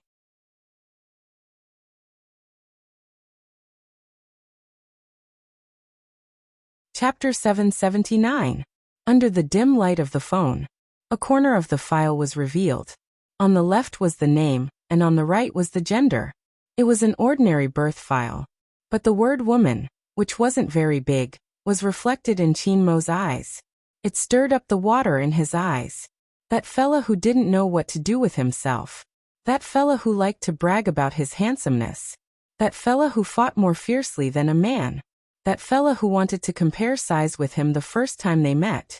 That fella who didn't know what was good for her and always swayed in front of him, making him gay. Was it a female? There was a loud boom. Thunder rumbled in the sky. The car window reflected Qin Mo's chiseled and handsome face. He had thick eyebrows and a high nose bridge. At this moment, even his mixed facial features couldn't hide the shock he was feeling. No, he wasn't really shocked. It would be more accurate to say that he didn't know how to describe his expression. His first reaction was to flip the file over and raise it up, looking at the Special Forces soldier. The Special Forces soldier had never seen his young master like this. In his impression, the young master was always at ease, like a god walking in the flames of hell. No matter how the surrounding environment changed, the young master was still the same. But this time, there was an obvious change in his young master's emotions. And it was a huge change. Is there a problem with the file? This was the only possibility that the Special Forces soldier could think of. Qin Mo's deep eyes dimmed. The impact coming from the depths of his chest made him clench his fists. No, there's no problem. It was obvious that his young master had adjusted his emotions. But what exactly was this file for his young master to be like this? The Special Forces soldier couldn't help but be curious, stretching his neck to take a look. Qin Mo pulled the file down, his side profile elegant, his gaze indifferent, but there was an innate sense of oppression. The Special Forces soldier froze, retracting his neck immediately. He was afraid that his young master would break it if he was unhappy. Apart from me, who else has seen this file? Qin Mo's low voice mixed with the dripping rain, giving off a different feeling. The Special Forces soldier sat up straight. Sir, according to the requirements of the mission, it's all confidential. Other than young master, no one else has seen it. Qin Mo was obviously distracted, but he tried his best to maintain his basic thinking. His long fingers slid over a word in the document, and his gaze deepened. Pass down the order. Don't let anyone know that someone investigated He Honghua's birth details. Go and make a new file according to the hospital's specifications and put it back.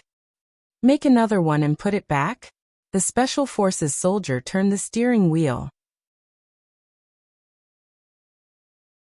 But I haven't seen the one in young master's hand, and I don't know what's in it. Qin Mo lifted his lids, replying slowly, Do I have to teach you how to forge now? Hey. The Special Forces soldier chuckled. I know how to fake it. The main thing is what effect young master wants to achieve. Qin Mo folded the document, his voice calm. There's no need for any effects, just fill in the gender column as male. So simple? The Special Forces soldier was dumbfounded. What kind of forgery was this? The young master came down personally just to instruct him on such a trivial matter? The famous Special Forces soldier felt like he was just a logistician.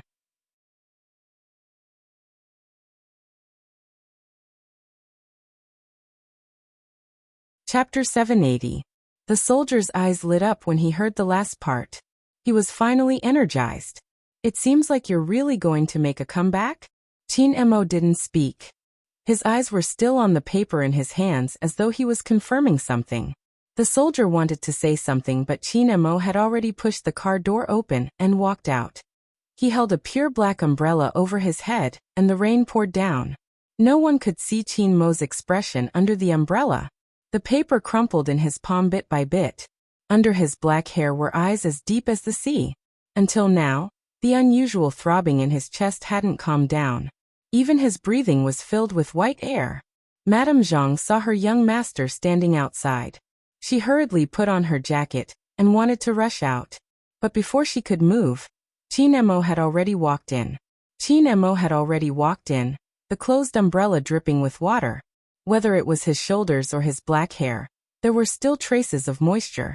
At first, Madame Zhang thought it was because of the rain. That was why young master was in a bad mood. But after a closer look, she didn't see anything bad, because she could vaguely see the corners of his lips lifting. There was an indescribable ruthlessness and playfulness. He looked as though he was going to teach someone a lesson. But he wasn't really angry. Instead, he chuckled. When his black hair fell down, he looked unusually handsome. Madame Zhang was confused. Why was she getting more and more confused about young master's thoughts? Was there something good? Or was there something bad? Qin Mo didn't go upstairs immediately. Instead, he took the lighter from the coffee table. He tilted his head and lit a cigarette. The feeling of abstinence grew stronger as the smoke lingered. But after he lit the cigarette, he didn't smoke it. Instead, he pressed the burning long and thin cigarette against the file. Qin Mo was different from any other time. The aura of a warlord's young master was revealed. There were armed soldiers stationed in the courtyard. Qin Mo's home attire didn't seem out of place at all. His indifference didn't hide his dominance. Perhaps only the Qin family could do this. In the flames, before the cigarette was finished, the file had already burned to ashes. Madame Zhang watched from the side without saying a word. In such a family, everyone knew that the burning of some letters couldn't be questioned. Qin Mo held the cigarette with one hand. His posture was indescribably elegant. But his thoughts weren't elegant at all. He should have taken that guy long ago. He reached out and put out the cigarette in the ashtray. Qin Mo stood up and walked upstairs. He walked very slowly. But with every step he took, his eyes would darken a little. Until the youth's sleeping face appeared in his line of sight. Some emotions erupted like a volcano in his eyes. Deep in her dreams, she hadn't realized the situation she was in. If she had known, she wouldn't have been able to sleep so peacefully. She thought that it would be fine as long as she tightened her breasts and got ready for anything. Unfortunately, a fatal secret had already been stolen by Qin Mo unknowingly. Good eye drops had a certain sleep-inducing effect, which was to allow the patient's eyes to get sufficient rest. This point was also outside of the incident. But because of this, Bojio was in a deeper sleep than usual. Qin Mo looked down at the youngster sleeping on his bed, his silver hair contrasting with his fair and clean face.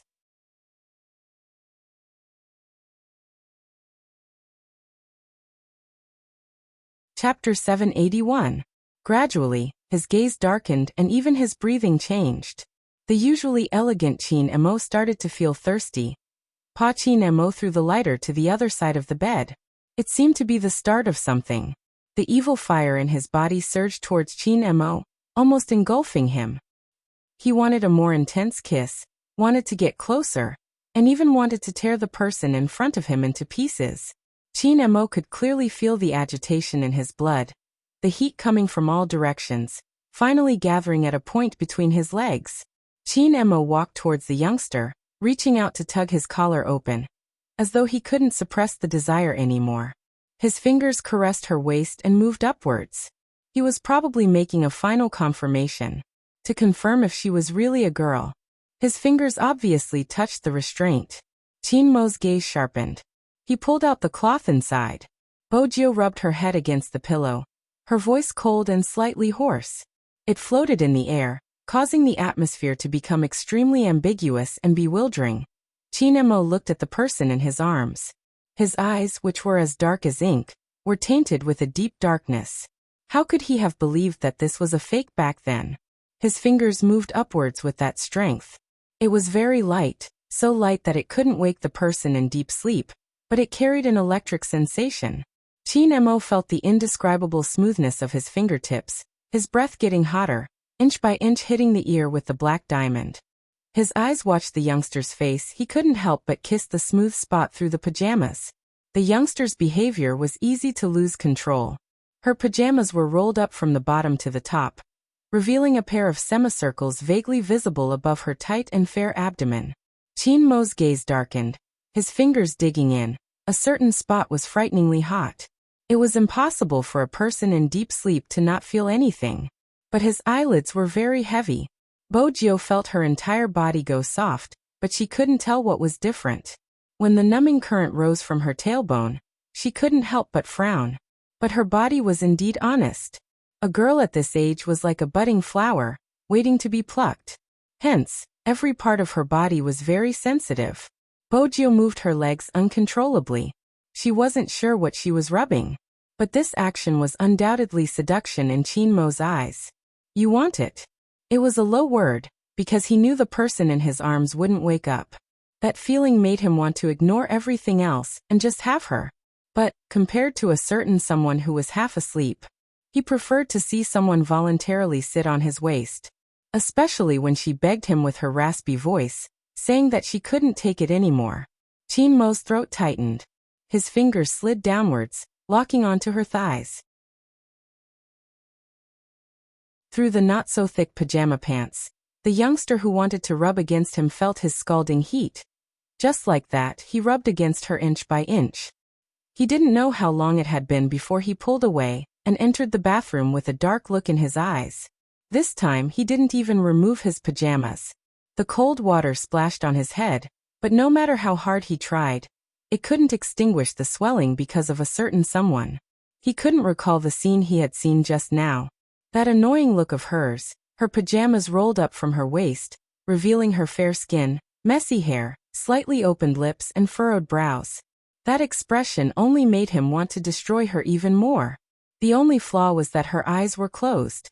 If she were to open her eyes, she would be looking at how hard he was going to take her. Her eyes, which had always been clear and distinct, would definitely widen and be filled with seductive tears. Qin Mo raised his head, his slender neck stretched, like the wildest and most beautiful beast. He recalled the expression the youngster had when she had helped him, his hands moving faster.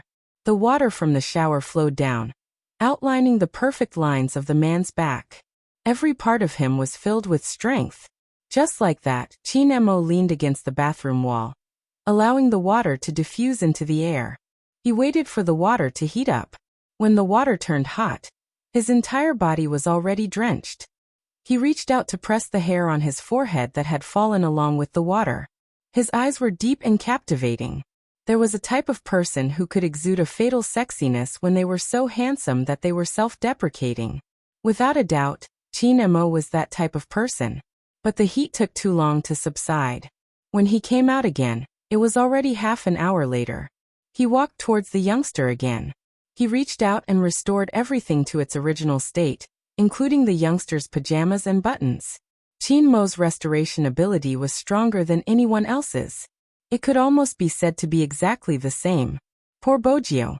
She didn't know that for a whole 20 minutes, Qin Mo had been trying the dessert in front of him, which meant that Qin Mo didn't intend to expose the secret. Not only did he not expose it, all the decisions he made were to help the youngster continue to keep this a secret. He had made up his mind to turn gay. Who would have thought that the person who turned him gay was a woman? Since a certain someone liked to play hide and seek with him, then he would play with her properly. But this time his trump card was in his hands. Qin Mo lifted the corners of his lips, full of evil intentions. Bojio didn't know that so much had happened after hugging Princess to sleep. She even flipped over. Qin Mo arched a brow, as though he had thought of something. He took out his phone and took a photo of the sleeping youngster. In the end, he felt that it wasn't a good photo, because the collarbone was exposed. He reached out and covered the blanket. Next, he lay on it, raised his phone high, and pressed the photo button. After the photo was taken, he logged into his official Weibo and posted a few words. Such a dessert, I really want to eat it all. In an instant, there was an uproar.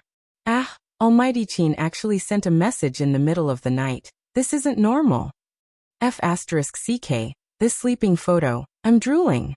It's so gay. No, I remember that the tour for the National League hasn't started yet. Why is Almighty Qin and Little Spade in the same room? The person above is so stupid.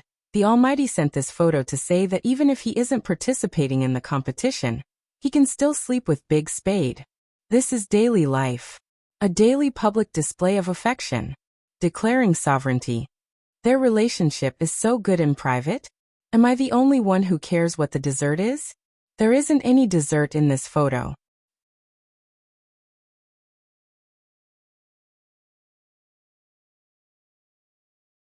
Chapter 782. It was the middle of the night.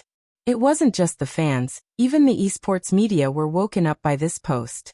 The price of waking up the media meant a lot of accumulated public relations work.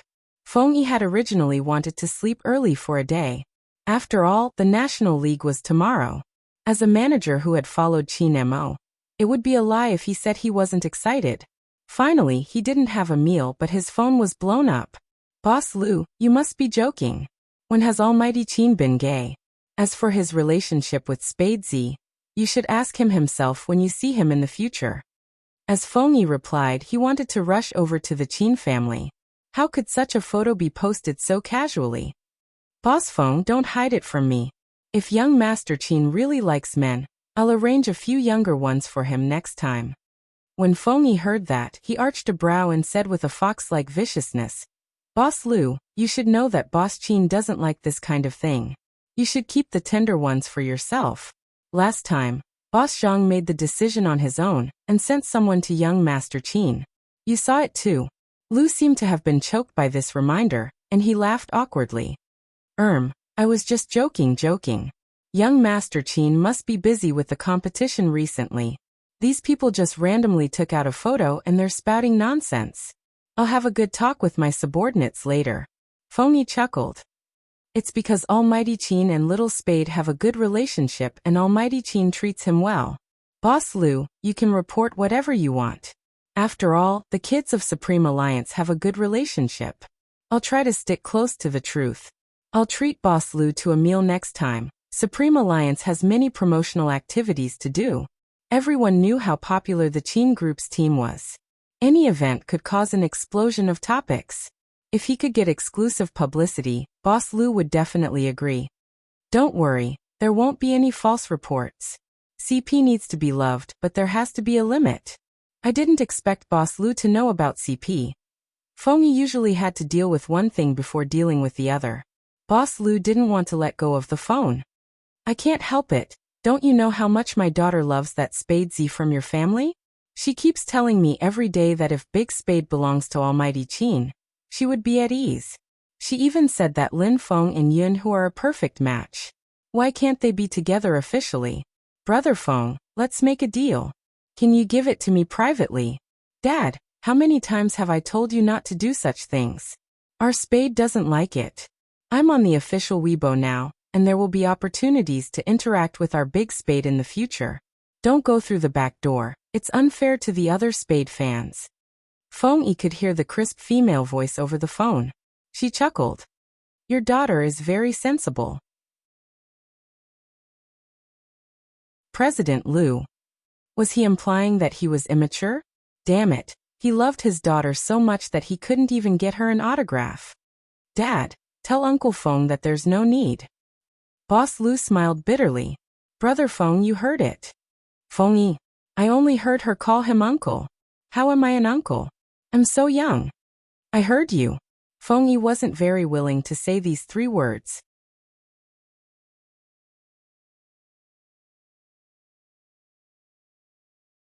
Chapter 783.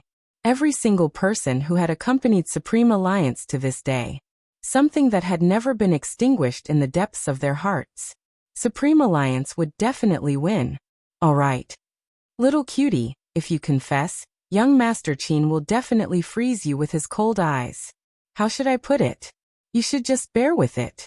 After hanging up such a positive phone call, Zhang Zian was stunned. Fengyi didn't forget to look for the culprit. He called 2 times but no one picked up. Fengyi inhaled deeply. He didn't call the 3rd time, instead, sending a WeChat message. I don't believe you can sleep peacefully with Little Spade by your side. I know you aren't sleeping. Boss Qin, Almighty Qin, please pick up the phone. Qin Mo successfully saw through Fengyi's resentment towards him in this message. He raised his hand slowly, picking up the 3rd call. What's the matter? His tone was nonchalant, as though he hadn't done anything. It isn't appropriate for you to send such a photo with such a caption. It isn't acceptable in the country, Fengyi reminded him. Qin Mo asked. If you can't stand it, will you go crazy when I tell everyone that she really belongs to me? Fengyi inhaled deeply. I'm not the one going crazy, the fans are. Boss Qin, Almighty Qin. Even if you want to cause trouble, you have to take it easy. And what did he mean by she really belongs to me? Fengyi felt the need to remind him again. Little Spade isn't of age yet. Don't worry, I won't do anything to her for now. I'm hanging up. Fengyi glanced at the screen. Did Boss Qin use the word do just now? Why did Little Spade seem even more dangerous after hearing it? Qin Mo did have the intention to do that to the person in front of him. But it wasn't perfect. She hadn't even taken the initiative to sit on his waist. How could it be perfect? Chin Emo reached out, his fingers sliding over the youngster's wrist. Then he held onto it, his lips curving upwards. He purposely lowered the temperature of the heater. It was cold on a rainy day and humans had an innate need for warmth.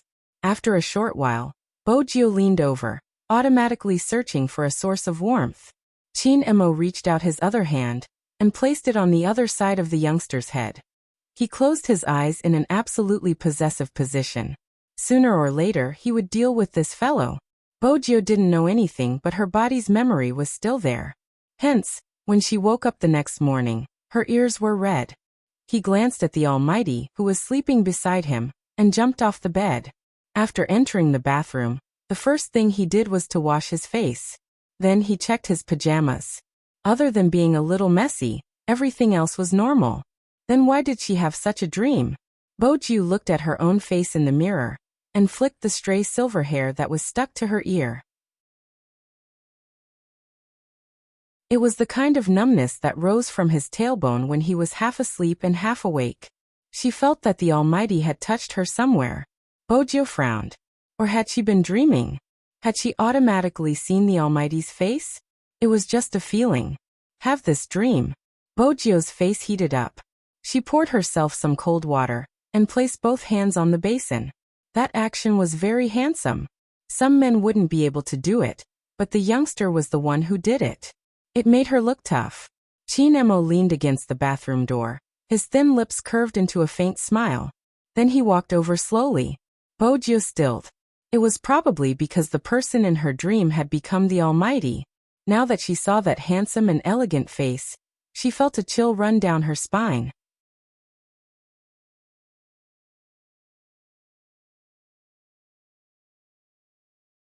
Chapter 784. It was a subtle sense of guilt. Bojio shifted her gaze to the left. But she never would have thought that the Almighty's first action after waking up would be to take off her pants. Brother Emo? Bojio arched a brow. She took a swift step back, her movements beautiful. Chin Emo stuffed a hand into his pocket, his side profile perfect, his voice faint. Why are you reacting so strongly? Didn't you pee in the morning? What did he mean by throwing the match? Every man understood. Bojio understood as well. The last thing she should have done was to say good brothers should throw the game together during their first gay meetup with the Almighty. Back then, Bojio hadn't expected the Almighty to use such a rule on her. He had used it every single time. I've already done it. Brother Emo, you can pee yourself. I'll head down to see what Madame Zhang has prepared. Usually, the Almighty would let her go at such a time. This time, Bojio watched as the man raised his arm, blocking her way. Let's go together after I'm done. His request. Bojio wanted to reject him. On the other side, Chin Emo had already unzipped his pants, his long and slender hands looking fairer than ever. The previous dream had caused Bojio to freeze in place, the temperature on her face rising. This was different from when she had worked on the variety show. Back then, she hadn't really taken advantage of the Almighty. In order to prevent the dream from happening again, Bojio's gaze remained fixed, the heat on the tip of her ears never subsiding.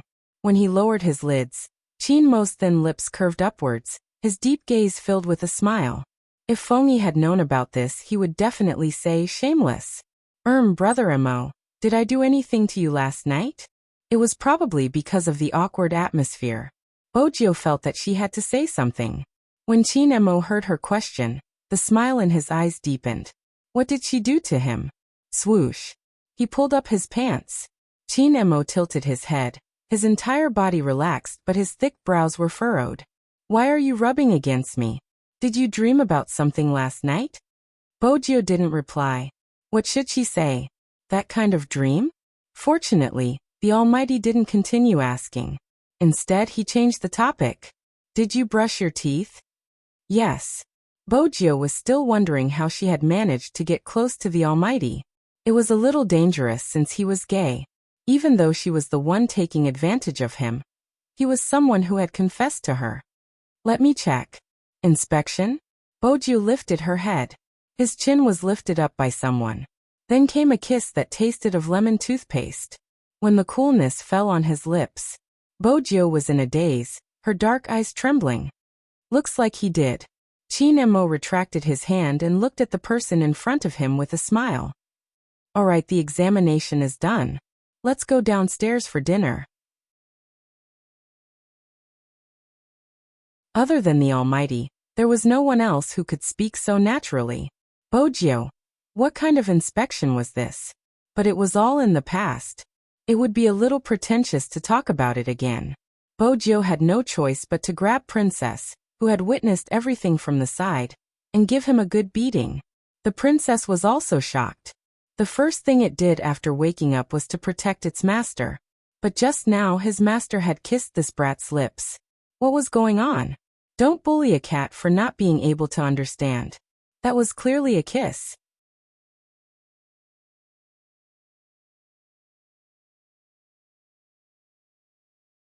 Chapter 785.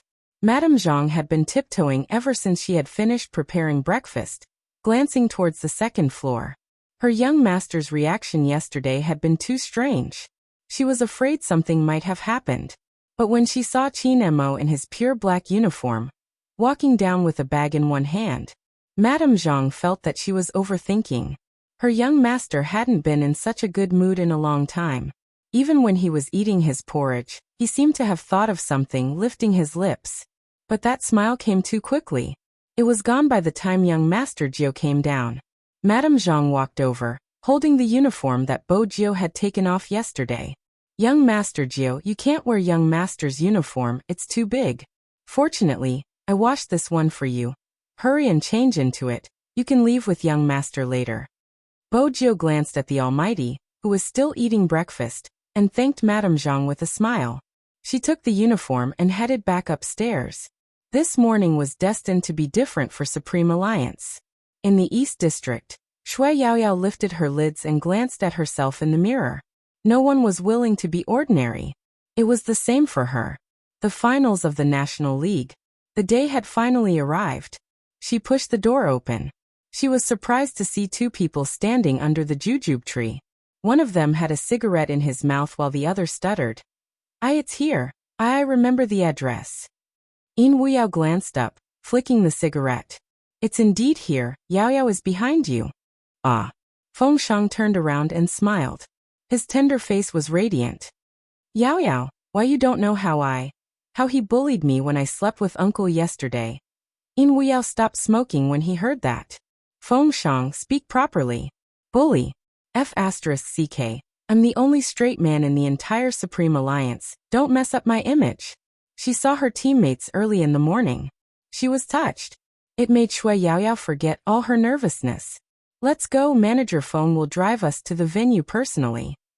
That day, in Jiang City, the morning fog was still thick. Even the car windows were foggy. But it was also the most unforgettable day for Shui Yaoyao. Even a long time later, when she retired from esports and fell asleep with her child in her arms, she could still remember the speed of her heartbeat. Very soon whoosh, the youngster zipped up his uniform. He shoved his hands into his coat pockets. He stood with his back to the light, his legs long and slender, his back straight. His eyes watched the rising arc of the sun. Subsequently, the young man slowly walked into the darkness and pulled on the black wrist guard on his left hand. His combat uniform fluttered in the wind, and he looked very handsome. Even the princess couldn't help but complain about his aura. Qin Mo stood downstairs, waiting for a certain someone. He had a shoulder bag on his shoulder.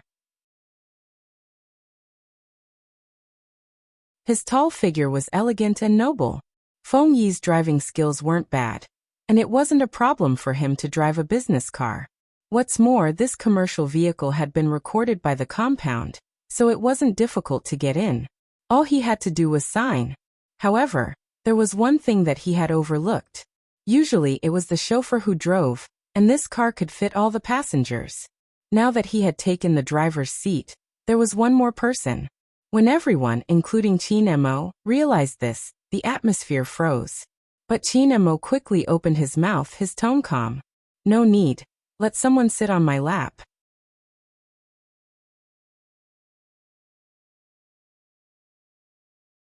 Chapter 786. The moment he said that, almost everyone stilled. especially the driver who had been snatched away from him. That someone definitely wasn't referring to him. Who else would dare to sit on their captain's lap?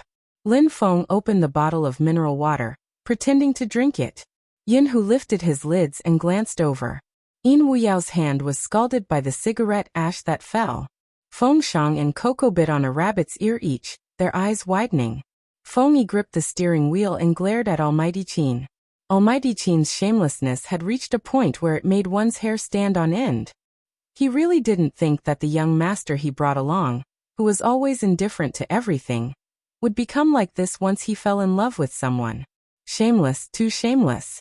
Sit on his lap. Qin Mo didn't seem to care about how Feng Yi looked at him. It should be said that from the start, his deep gaze had been on the youngster. His expression was cold, as though saying, "What are you waiting for? Hurry up and take a seat." Of course, Bojiu realized that the someone he was referring to was her. But, did she need to sit on his lap? The driver hurriedly said, "Boss Qin, I'll alight, I'll just alight." Qin Mo swept the driver a glance. "If you leave, who's going to park the car? Are you going to let the vice president of a club park the car? Feng Yi is already accompanying others in the industry. If he's going to be a parking boy, how is the Qin group going to maintain its image?" Feng Yi. "Wait a minute, explain yourself. What do you mean by accompanying others in the industry? How could a popular manager like him be described in such a manner? Almighty Qin, just say that you want little Spade to sit on your lap. Why are you insulting me?" However, Old Fox Feng was still Old Fox Feng. He completely understood what his boss was thinking, and he would go along with it. After all, there was a tough battle to be fought in a while.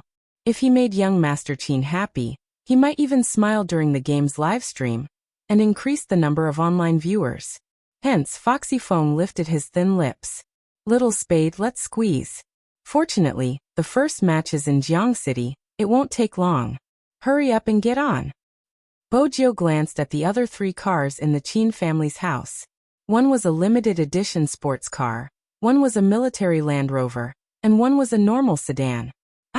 Before Bojiu could finish her sentence, Qin Mo reached out and pulled her into the car. The Almighty's side profile was still so handsome and elegant that she couldn't bear to sully it. "Aren't you going to sit down?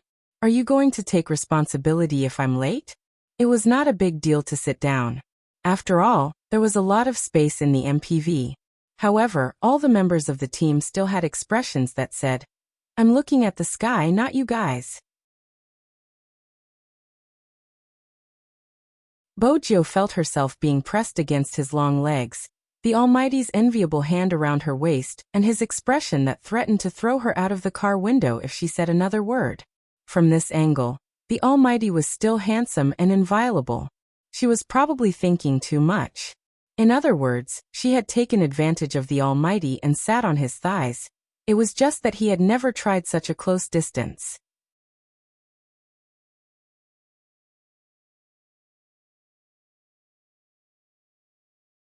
Chapter 787. His body structure was different from hers. It was hard and powerful, yet it carried a very hot temperature. Bojiu's heart jumped. She looked over at Qin Mo. The Almighty, on the other hand, looked very natural. He picked up the mineral water provided by the sponsor, and raised his head to take a sip. Then he turned his head and looked at her with that posture. Bojiu moved again, mainly to avoid a certain part. After all, no matter how carefree one was, one's ears would turn red when faced with such a situation. Bojiu felt that it wasn't safe for her to take advantage of him, so she wouldn't do it again. Half of the Almighty's body was still leaning against the car door. After noticing her movements, he narrowed his eyes and looked at her for a moment. He removed the bottle from his lips, twisted the cap, and raised his dark eyes. Taking advantage of the sound of the car engine, he lowered his voice and whispered in her ear, "Aren't you afraid that I'll react if you move around like that?" Rumble. The car started, rubbing against the ground and rolling through a wave of heat. Other than Bojiu, no one heard the Almighty's words. After all, it would take them some time to digest the fact that little Spade was sitting on Qin Mo, not to mention listening to anything. Plus, the car itself had sound. Hence, only Bojiu heard it. At that moment, his movements seemed to have stopped. Chinemo lifted his thin lips. Do you want some water? Bojo shook her head, narrowing her eyes. Was the Almighty taking advantage of her? Originally, he wanted to change seats or something. Everyone knew that the Almighty was shameless because he was good at attacking people's hearts. I brought your candy in my pocket. Take it yourself. It's more convenient for you to be in this position. As soon as he heard there was sugar, Bojo felt that she should put the other questions aside. She moved her left hand and reached into his jacket pocket. There were indeed 2 candies, chocolate-flavored. She didn't stand on ceremony. She took one and put it in her mouth. Since he had to sit here regardless of whether he ate the candy or not, he might as well grab a candy first. However, the Almighty's breath was coming from the top left of his head. She didn't know what to do, especially since he would look at her every time she moved, and their legs were pressed against each other. Well, it was true that some good brothers would often sit together like this, especially when there was not enough space in the car. It was normal for everyone to squeeze like this, but Bojo had never expected herself to be the party involved. In particular, Manager Feng's driving skills were really not that good. Even though he didn't drink alcohol, he acted like he had drunk alcohol. He always liked to slam on the brakes. Once she braked, the Almighty had to stabilize her waist so that she wouldn't hit her forehead. But in that case, the 2 of them would be very close to each other. Coupled with the untimely impact, it was too late. Bojo turned towards the Almighty subconsciously. She saw that he was looking at her, so close that when their eyes met, she could even see the light in those dark eyes shattering. Very beautiful. The Almighty was indeed the type of person who was most suited to stand under the sun. Moreover, today was indeed unusual. The finals of the National League must have made the Almighty very happy, right? Bojo remembered that when she had been young, she had held a tortoise for him to see. Her pet had been like this too. As he washed her hands, he lectured her, telling her not to touch anything with bacteria in the future. In the end, with bright eyes, he prepared a small jar for raising tortoises for her, and fed the tortoise with her every day. How should he put it? His mouth said no, but his body was very honest.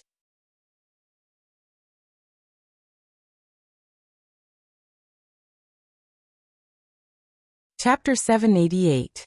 Bojo moved a few more times, bending her left leg to the side. She tried her best not to place her entire weight on the Almighty, adjusting her position to be more comfortable.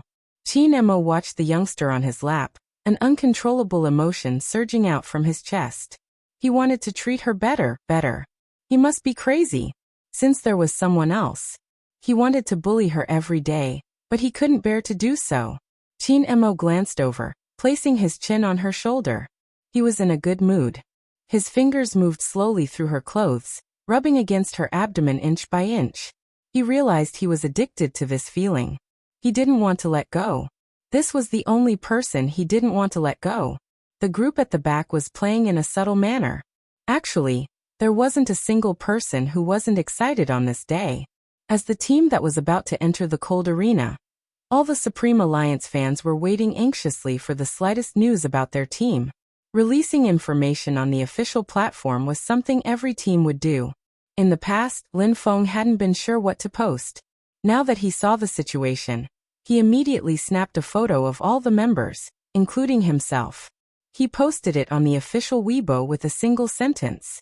There are too many people. The car is too crowded.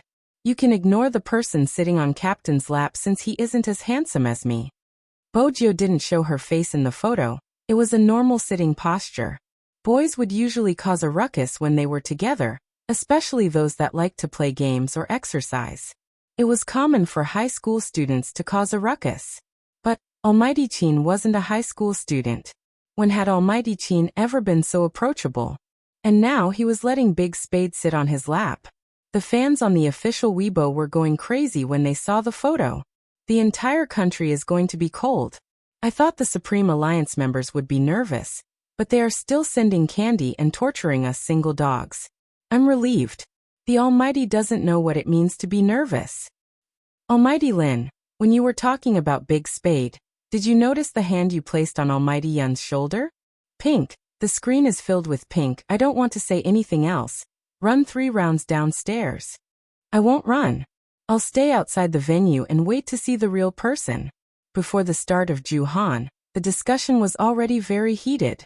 When a photo like this was posted online, it made countless people's hearts beat even faster. Many years later, when some people, who had grown up from school, put down their work and accidentally saw this photo, they would be shocked. He would always smile subconsciously, thinking of that reckless and flamboyant youth. That was the youngest member of their favorite team. As for the Supreme Alliance, they were thinking back to the time when the Supreme Alliance had been defeated, the unwillingness that tore at their chests and the helplessness they felt when their screens turned gray. They were thinking, this day has finally come. When all the members stood at the entrance of the esports arena, no one could deny that the scene was so cool that it made people numb from head to toe. Everyone wore the same uniform, the same shoulder bag, and the team emblem flying on their backs. Everyone's posture was different. A total of 11 esports players were all geared up and ready to go. Who said that older people couldn't be professional players? Who said that ordinary girls didn't have the right to dream? Bo Jiao Qinemo, Yunhu Linfeng In Wuyao, Shui Yaoyao Feng Shang, this group of people was here. The intensity of the fans' reaction could only be experienced by those who were close to the scene. Everyone was cheering, wishing that they could use all the strength they had. Many people understood why they liked this group of people so much. One fan's answer was simple and direct. Because they taught me what it means to move forward bravely. As many as 10 media outlets jointly reported, all the cameras were in the final adjustments. In order to record this opening, the most advanced high-definition camera and the adjustment of the live broadcast platform were brought in. What kind of sparks would be created when the dimension hit a wall? Everyone was looking forward to it. Perhaps only those who liked to play games would have such a feeling. Just looking at that person made him feel like his blood was about to boil. However, there was one person who couldn't bear to see such a scene. That person wasn't anyone else. It was Wu Zhen, who rushed back to Jiang City overnight. She watched the scene, her fingers clenched. Even Su Mei, who was beside her, could feel the venom overflowing from those eyes. Su Mei didn't know what she was thinking.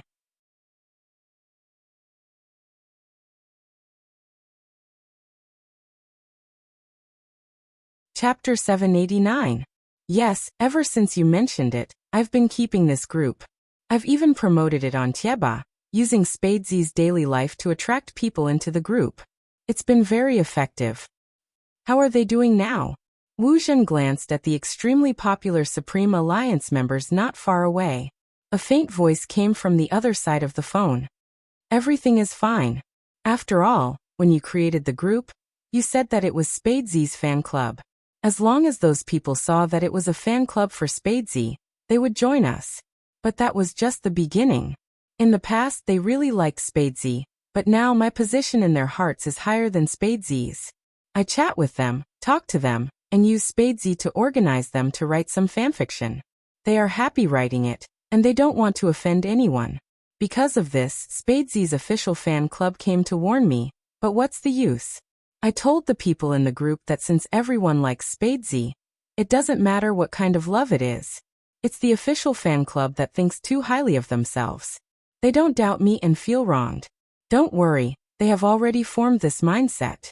They don't even care about copyright infringement. Why would they care about Spadesy's life? That's good. Wu Zhen narrowed her eyes. He made so many people like him just because of his gaming. We can make use of this to attack him. We will snatch away his things in glory, then let him be attacked by his former fans. How do you think he will feel?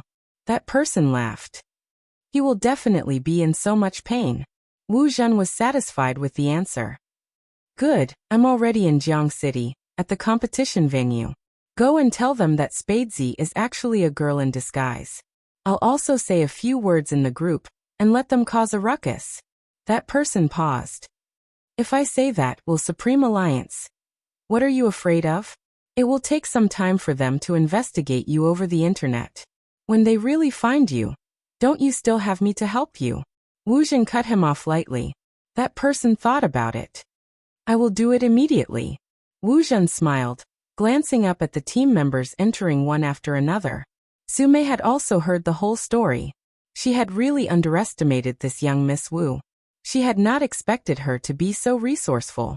This time, that little bastard is going to be out of luck. After all, in this industry, some private groups were created because they liked it. There were also some private groups that used each other to attract fans and brainwash them. There was no need to brainwash them, just chatting was enough to influence each other. He hadn't expected Wu Zhen to be so smart as to create such a group. Wu Zhen tilted her head. Go spend some money. We will go through the VIP channel and head straight to the team's resting area. I want to tell Brother Mo personally. No problem. Sume still had her own connections in the business world. After all, she had also opened an esports company. It would not be a problem for her to enter the competition. The match was getting closer and closer. Everyone was in a different mood. In the ups and downs, there were other hot-blooded things. Lin Feng looked as though he was going to hold a wedding today. It was a pity that the person beside him wasn't the bride but Yin Hu. Yin Hu wasn't used to this guy's sudden change in style. He reached out and pinched his nose. Lin Feng snapped back to his senses. What are you doing? Do you know if it hurts?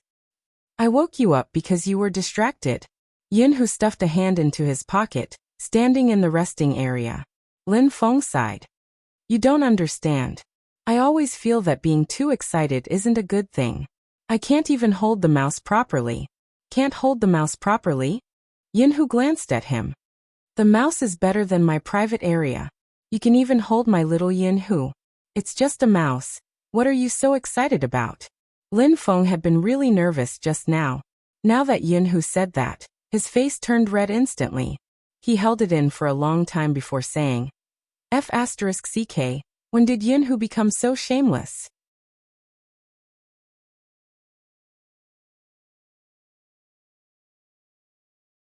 Chapter 790.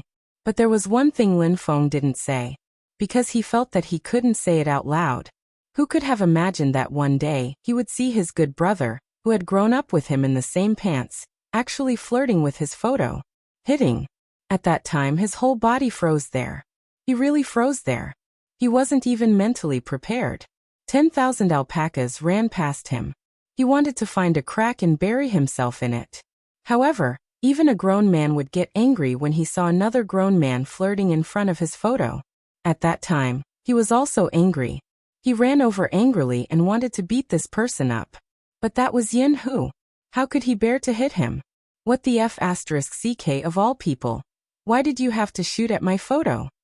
He couldn't bear to hit him, but he had to remind him verbally. I'm your brother. Even if I was once the campus belle, I'm straight from top to bottom. Tell me. What did Yin Hu say then? Yes. This fellow said. Sorry, but I can't control myself. At that time, this fellow's expression was one of despair. He didn't know why, but he looked especially sad. Because he had never seen Yin Hu like that. In his impression, that person had been extremely arrogant since he was young. He wasn't like his captain, who was indifferent. This person was really arrogant. That arrogance was hidden under his reticent appearance. He was domineering. He had been like that since he was young. When he grew up, he became a person that many people liked.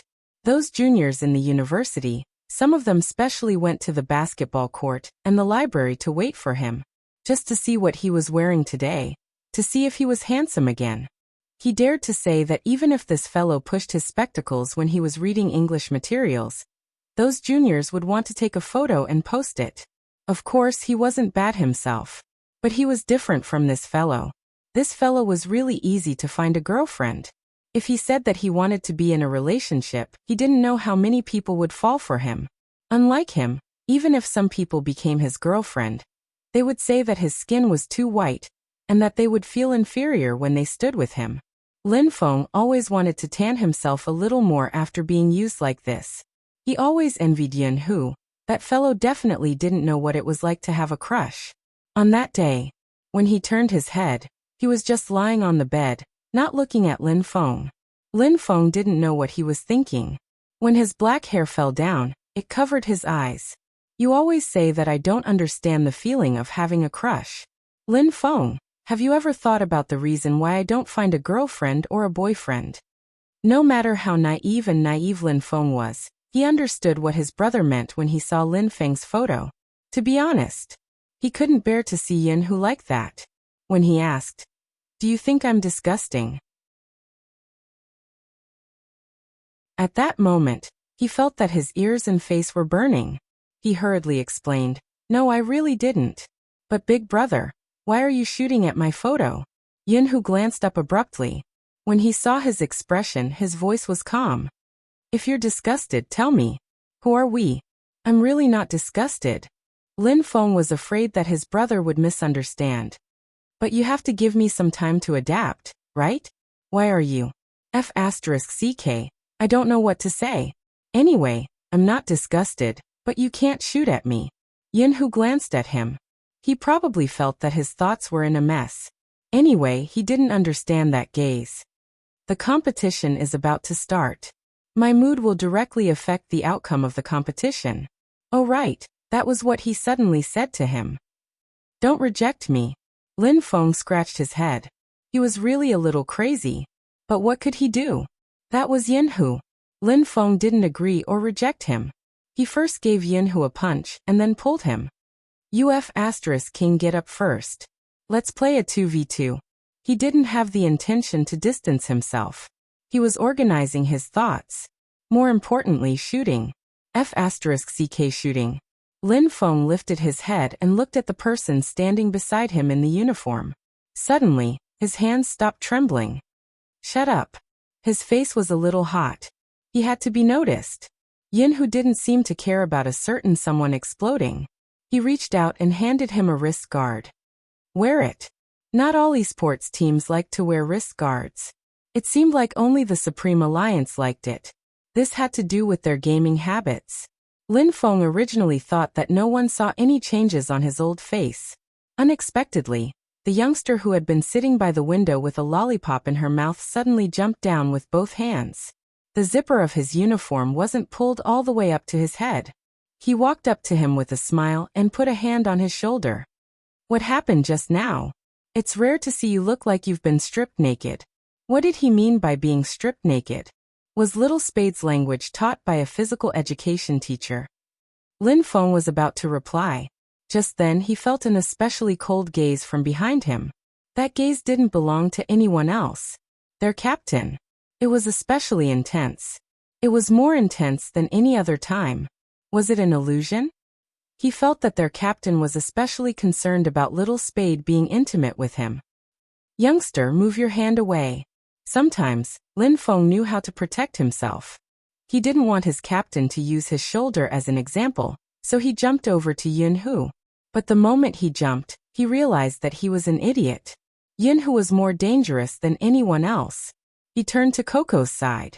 Coco was discussing with Feng Shang about how to bite a rabbit. One of them spoke extremely quickly while the other stuttered. The two of them didn't seem to have any communication barriers. Wuxia was right about one thing. He felt that other than him, no one else in the team was straightforward. Of course, it was all to adjust their emotions before the competition. The National League was too important to everyone. Shui Yaorao had already started her final checkup. It was to prevent any accidents during the competition. Originally, the atmosphere in the lounge was good, but right at this moment, suddenly, there was a knock on the door. Everyone in the team turned towards the door. At first, they thought it was the staff and fans that Feng Yi had arranged for. Unexpectedly, the person who came wasn't Feng Yi. Instead, it was Wu Zhen who had appeared at this time. Everyone was about to compete. Naturally, they didn't want anyone to enter the lounge at this time. They didn't expect anyone other than the members to enter. Everyone was looking at each other. Yin Hu understood the current situation. For example, the Yin family had started to break off their relationship with the Wu family in some business alliances. These couldn't be done by old Master Yin. It was done by Captain's grandson. Captain had also expressed that Wu Zhen shouldn't stay in the crime squad. Hence, it was obvious that Captain didn't have a good impression of Miss Wu. This time, she came looking for them at this time. Something wasn't right. Bojio stopped what she was doing. She didn't see Wu Zhen. Instead, she saw the three behind her. Were they in cahoots? Bojio raised a brow. She put her hands down and glanced up at the other party. Her eyes were so dark that they seemed to be able to see through everything. From Su Mei's expression, it was easy to tell that they were here to cause trouble. Moreover, they were here to cause trouble for her. Lin Feng was still in a daze. But even so, Lin Feng could still recognize Su Mei. After all, she was Little Spade's 3. He remembered that she had contacted him and wanted to use his connections to let her son enter Supreme Alliance. Lin Feng never had a good impression of such people. What was going on?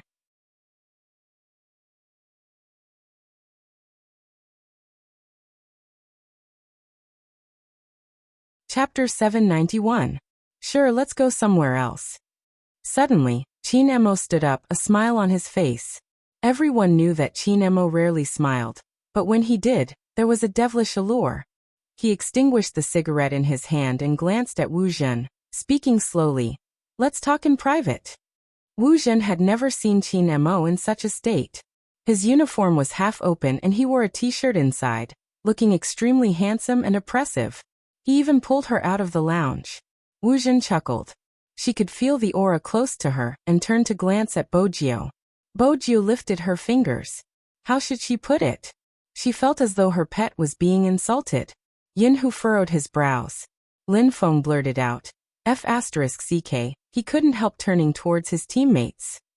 Don't you think Captain is behaving strangely today? The others were confused, but even then they knew one thing. Captain doesn't ignore girls, regardless of who they are. He doesn't even bother with boys, Coco added. Except for Little Spade.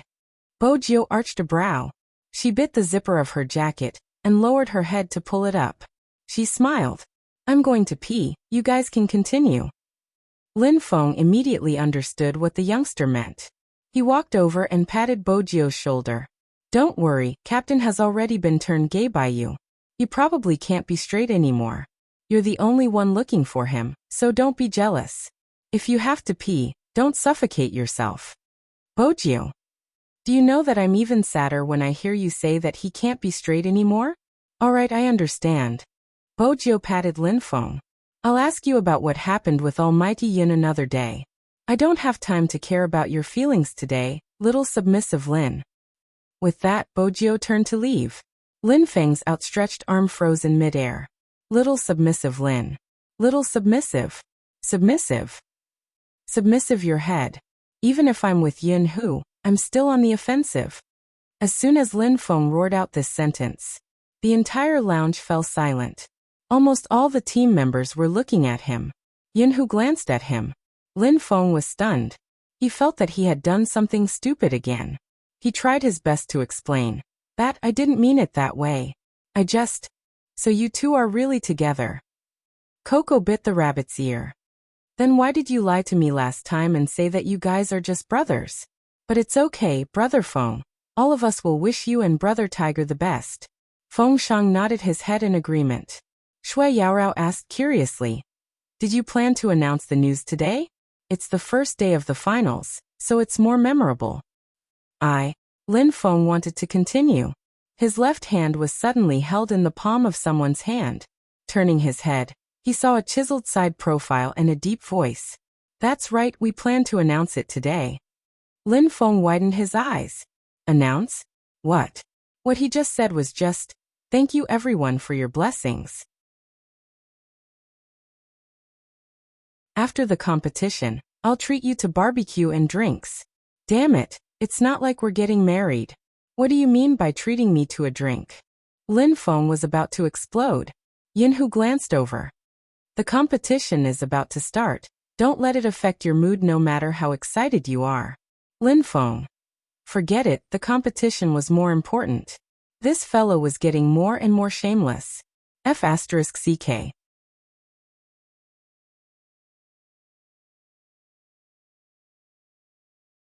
Chapter 792. Shui Yaoyao was worried about the same thing as Lin Feng. Ever since Su Mei had appeared, Shui Yaoyao felt uneasy. Besides, that person had come with Wu Zhen. She hadn't forgotten the call Jiang Zhua had received from Wu Zhen. She was starting to worry about what Wu Zhen wanted to say to Almighty Qin. If she wanted to talk about that secret, what would His Highness Jiu do? Shui Yaoyao started to feel uneasy at the thought. She wanted to head out and tell Bojiu. But at this moment, Feng Yi appeared, wiping his sweat. He was dressed in a proper suit, looking very businesslike. The seating arrangements are almost done. There are official and unofficial ones. There's less than an hour until the competition. Get ready. With that, he scanned the resting area, frowning. Where are Little Spade and Almighty Qin? They're out. Feng Shang was more daring at this moment. Feng Yi frowned even deeper. They're going out now? Wu Zhen is here. Yinhu glanced at him, hinting at something. There should be something. Others might not know, but as Supreme Alliance's manager, Feng Yi knew what it meant. Young Master Qin had already terminated his partnership with the Wu family. Wu Zhen's appearance wasn't a good sign. He thought back to the incident of the coke being splashed by the haters. The more Feng Yi thought about it, the more he felt that something was amiss. He narrowed his eyes. I'm going to take a look at the audience. Stay here and wait for Little Spade. All right. Okay. Just like that, when Shui Yaoyao wanted to head out, the youngster was long gone. Similarly, Bojiu didn't follow him. Since she couldn't keep up, there was no need to force it. She reached out to wear her black mask, using one hand to push herself over the obstacle in front of her. Her phone rang in her pocket. It was a phone call. There wasn't any caller ID. Bojiu recognized the string of numbers. Tilting his body to the side, he dodged the incoming group of fans and quickly swung his body to the side. Then his back was pressed against the wall. The fans were still chatting and laughing, completely unaware that there was someone in front of them. Bojiu was too fast. Once the footsteps were far away, Bojiu picked up the call. Hello Hoshino. According to the hint you gave, the information was purchased successfully. Tracking has begun. Hoshino was also at the venue, but he was in disguise and sat in the audience seats. The corner of the youngster's mouth curled up. After the competition, we'll look into it. But there might be some trouble on my side. Trouble? Hoshino glanced sideways, his eyes clear. Do you need me to go over? Bojiu swung her head back. There's no need, let's compete first. I'll probably know what trouble I'll be facing soon. If anything happens, we'll activate the plan. However, we have to wait for the competition to end. He couldn't lose this match. She said it before. She would never let anyone drag that person down from his pedestal. Except for this point. She could handle anything. Even if the Almighty found out that she was Z. In the distance, the voices of the fans could still be heard. The influence was great, and it was enough to show how many people had come to the finals. The other side. Wu Zhen and Su Mei were brought to a meeting room. Su Mei understood the meaning behind Wu Zhen's gaze. She walked to the door and didn't follow. That person probably wanted to enjoy her and young Master Qin's private world. She wouldn't disturb them. Anyway, in less than an hour, that gay's reputation would be ruined. Forget about young Master Qin.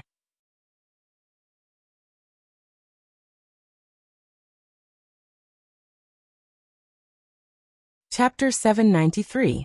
Su Mei originally wanted to wait outside the door to see how the gay would be ruined by his fans, but she didn't expect that the moment she sat down, a Special Forces soldier would walk over from the corridor. The Special Forces soldier's military uniform was already eye-catching, and coupled with his unforgettable appearance and aura, Ongen was none other than the person who had stolen their birth records from the county hospital. Su Mei wasn't stupid.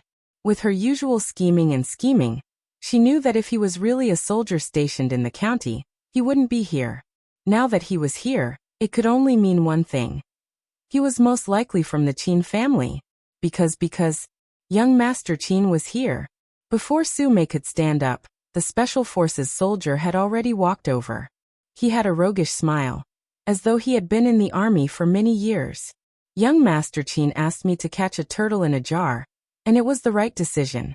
Did you really think that you could get away scot-free by using your connections? Now that you've escaped, I can wipe out the Wu family. Hearing this, Su Mei seemed to understand something. the blood draining from her face instantly. She wanted to turn around and tell Wu Zhen not to say anything. But it was too late. They thought that young Master Qin didn't know anything. Now it seemed. Not only did young Master Qin know everything, but he had already decided to deal with them. Why? Just because of that little country bumpkin? Su Mei was filled with hatred, but what could she do? She had already been caught red-handed. And in the conference room just a door away, Wu Zhen had never been so excited before because she, the proud daughter of heaven, had suffered too many setbacks because of Spadesy. Based on what? This time, she didn't just want to snatch all the glory from the other party. She wanted to let him have a taste of the backlash from her fans. Wu Zhen felt even happier at this thought. She was about to speak. The person sitting in the boss's chair tilted his head and lit a cigarette, holding it between his slender fingers. He said slowly, "If you're here to tell me that Spadesy is actually a girl, you don't have to say any more." All of a sudden, Wu Zhen felt as though a bucket of cold water had been poured over her head, extinguishing all her glee. Qin Mo held a lighter in his hand, fiddling with it. "Goshawk, come in." At this moment, Wu Zhen realized that it wasn't a lighter, but a communication device that only the special forces had. Pa. The way the SWAT soldier pushed open the door was a little rough, using a kick. The main reason was that he was still holding on to a person. Wu Zhen whipped her head back, glancing at the soldier before turning back to Su Mei. Her lips were trembling. "Brother Mo, you shouldn't have done this to me, you. Why shouldn't I do the same to you?" With a loud smack, the ashtray on the conference table was thrown onto the wall behind her.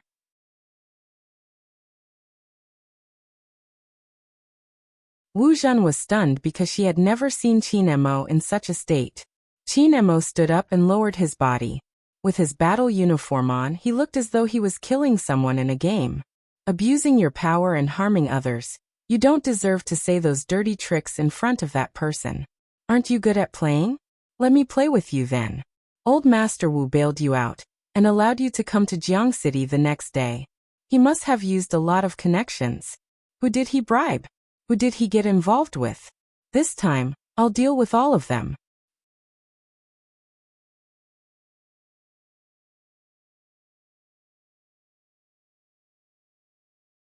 Chapter 794.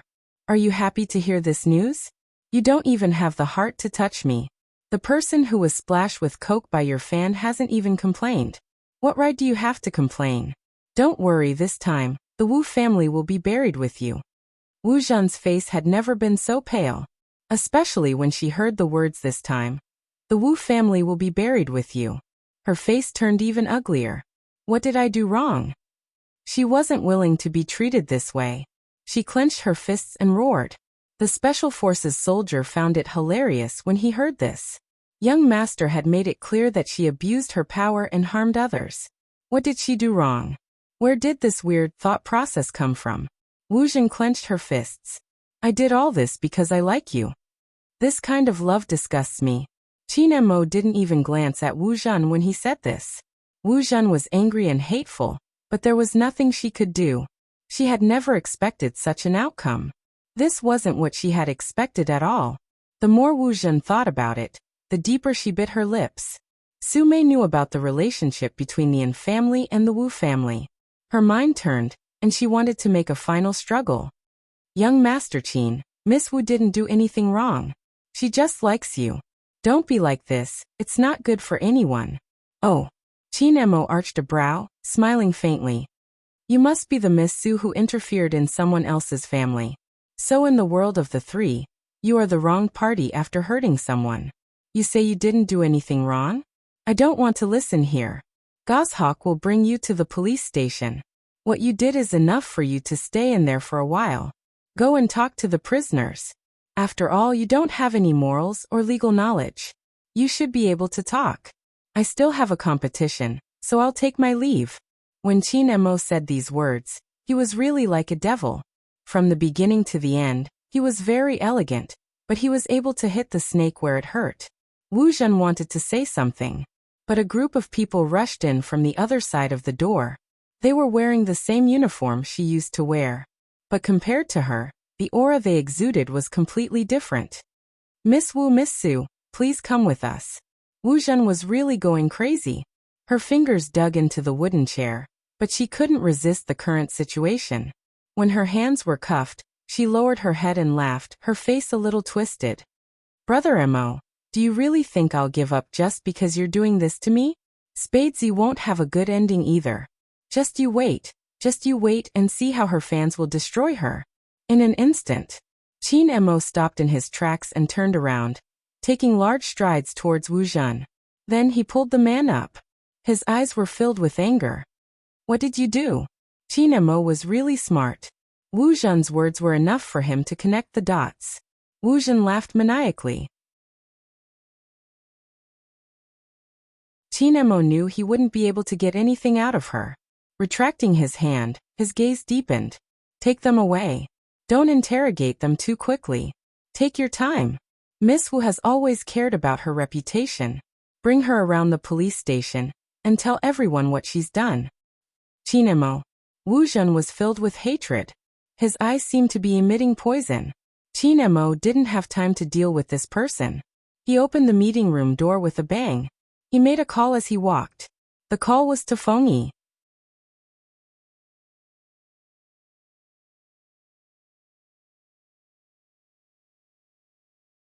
Chapter 795. Until Qin Mo called for the second time. Feng Yi was walking in the middle of the hall. There were spectators everywhere. Under such circumstances, Feng Yi was starting to panic. But the more anxious he was, the more he told himself to calm down. After the coke splashing incident last time, Yi Zichen's expression changed. This time he was much more vigilant. If anything happened, there would definitely be a way to gather these people. But Feng Yi couldn't think of the method. After all, everything came from the uneasiness in his heart. Until someone beside him reminded him. Boss Feng. Feng Yi saw the call and picked it up immediately. Hello young Master Qin. There's a situation with the fans. That was Qin Mo's first sentence. Don't arrange for them to enter yet. Feng Yi didn't want to arrange for them to enter either. He glanced at the dense crowd. Young Master Qin, it's too late. They are already looking for their seats. Qin Mo narrowed his eyes, walking even faster. Go look for the president of Little Spade's official fan club, Sister Turtle. I don't have much time, just 10 minutes. Hold them off for me for 10 minutes. Feng Yi tightened his grip on the phone. All right, but I'm not sure how they will organize it.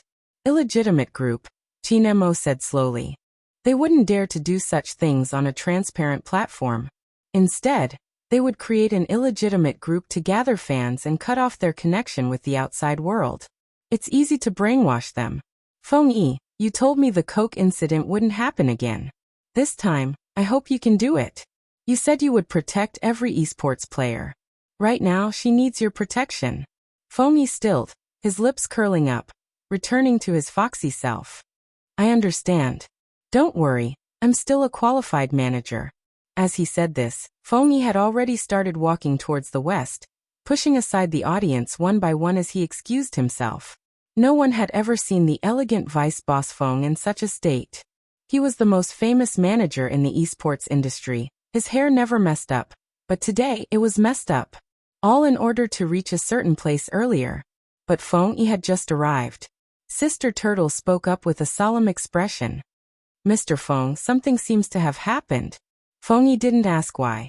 The other party held a fan's hand and walked to his side. Tell Mr. Feng.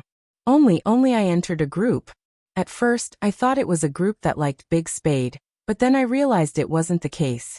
They used Big Spade to attract fans, and after infringing on Big Spade's copyright, they said they weren't at fault, ignoring the 3 warnings from the officials. The other party's manager said the official fans couldn't represent Big Spade, and that if they wanted to resolve this matter, they would let Big Spade take the legal route himself. I really don't know, when did a thief become so thick-skinned? The person who infringed on someone else's rights was in the right? Big Spade probably found it weird too, so he posted a message on his official Weibo, saying, "Don't disband the group that infringed on your rights." I thought they would restrain themselves after Big Spade spoke personally, but that wasn't the case. First, the group leader came out and said, "Isn't it just an apology? I apologize, but I didn't do anything wrong. The group will not be disbanded. That wasn't all. The group manager jumped out as though he had lost his memory, saying that even though there wasn't a need to treat a thief with respect, Spade Z's actions of letting the fans of both sides quarrel and taking the legal route were extreme. The manager was the one who wanted Big Spade to take the legal route, and now the one who was biting Big Spade to the extreme was the same manager. Some people in the group didn't understand what was going on and started to hate Little Spade. Infringement is harm, it's a mistake, it's not only forbidden by law, it's also forbidden by morality. I don't understand what's going on in this world. Morally we should be condemning, but why is the thief the one in the right? Now they have something to say, and I'm worried that this will hurt Big Spade. I used to be one of them, but I'm glad that I saw the whole story from the outside world. Otherwise, I'm really afraid I'll become that kind of person, the kind of person who steals something I like and treats it as my own, not caring who it belongs to. I like someone, and I use the excuse of liking him to hurt him. I don't want to grow up like that. I have my own bottom line. Even though there weren't many Spade Z fans around, they were all people who had accompanied the youngster all the way. Hearing this, there wasn't a single person who wasn't angry. It was a darkness they couldn't imagine. And the angriest person couldn't resist Chin Mo, who was walking over. He just stood there. Even though he knew that at this moment, his appearance would cause quite a commotion. Even though he knew that there were some things he wouldn't be forgiven for. But right now Chin Mo didn't care if anyone forgave him or not. Ever since he started playing the game, he had always been fearless and indifferent. Even now. That group, where is it?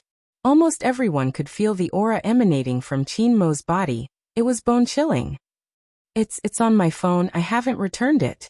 The child was a little stunned by Almighty Chin's attitude. Unexpectedly, Almighty Chin praised her. Smart. Then he spread his hands. Can I take a look at your phone? The girl didn't know how to react. Chin Mo smiled. Feng Yi, give my wallet to the child, my identity card is in it. I'm not a person who would steal a phone. The girl waved her hand. Almighty Chin, that's not what I meant. Then take my wallet, I'll use my privacy to exchange for your phone. Don't worry, I won't look at the other messages on your phone. Chin Mo stood tall and slender, his uniform draped over his body, watching the commotion over there. His voice was low but firm. For this matter, I want to thank you on behalf of Little Spade, on behalf of the Supreme Alliance. Similarly, it's not just Big Spade. All of us who play esports are never afraid of people turning anti-fans or fans turning anti-fans. We are afraid that those who truly support us, those who give us strength, will be deceived in such a way. Our anger will always come from not being able to protect what is important to us. At this point, Chin Mo paused, his deep eyes like a burning lamp, never extinguishing. And the Big Spade that you like, to me, is as important as 1,000 pieces of gold. Feng Yi, young Master Chin, Almighty Chin, if you have something to say it properly.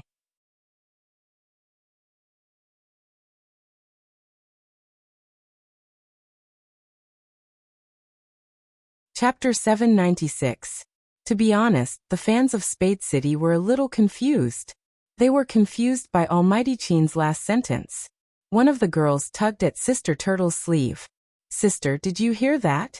Sister Turtle had a lot going on in her mind. For example, she didn't expect Almighty Chin to be gay so openly. Facing the two cuties who were looking at her, she coughed heavily, not knowing what to say. But it didn't matter how Almighty Chin wanted to be gay. What mattered was that something had gone wrong. Obviously, Almighty Chin could see more clearly than anyone else. He just swiped his phone screen twice, then looked up at the venue. It was crucial to find out who planned this. After all, time was tight. Chin Mo's eyes scanned from left to right. Fortunately, after the last incident, Feng Yi divided the official and unofficial fans into two groups when he arranged for people to enter the venue. However, the unofficial members of the fan club were not necessarily part of the organizers this time. Chin Mo's eyes darkened bit by bit, almost turning black. Sister Turtle had been through all this, so she knew what the situation was like now. Ever since the official Spade Z fan club was established, there were many fan groups related to Spade Z. The officials reminded people not to join them, and to come to the official fan club. But the officials didn't care whether they joined them or not. But this time it was obviously different. Through a medium called the group, they gathered Spade fans with the reason of liking him, and then caused tortious damage to Big Spade. The other party was sure that they couldn't find them among the many unofficial fans. It was easy to imagine what the thoughts of the person who had organized this were. Time was really tight. There was only half an hour left before the start of the competition. Every time the clock ticked, whether it was Feng Yi or the people who knew about this, their mood would sink a little. There was an indescribable feeling of powerlessness. The feeling of being unable to breathe. The feeling of knowing that the other party was going to hurt you. And even after hurting you, they would bite you back. It spread from their hands to their eyes. Some of the cute girls really turned their heads, a little like crying. They were thinking, why couldn't they protect that person? They wanted to tell the world how good that person was. But they couldn't even protect that person. Watching everything unfold before his eyes, he was so angry that his fingers trembled. How could it be like this? This world should not be like this. Qin Mo stood there for a full 30 seconds. Then he picked up his phone and dialed a number. His voice was deep. Fatty, bring your notebook to the front desk of the venue now. This call meant that Qin Mo had thought of a way to solve this problem. It was to use Fatty's hacking skills. But no one expected it. As soon as Qin Mo finished speaking, you're tuning in to the Li Mei's Wuxia Whispers YouTube channel. We're so grateful for your support, and don't forget to subscribe to join us on this incredible journey through captivating stories. Your generosity through donations truly makes a world of difference, as it's the primary source of revenue that allows me to expand and enhance this channel for you. Thank you from the bottom of my heart for being a part of this adventure.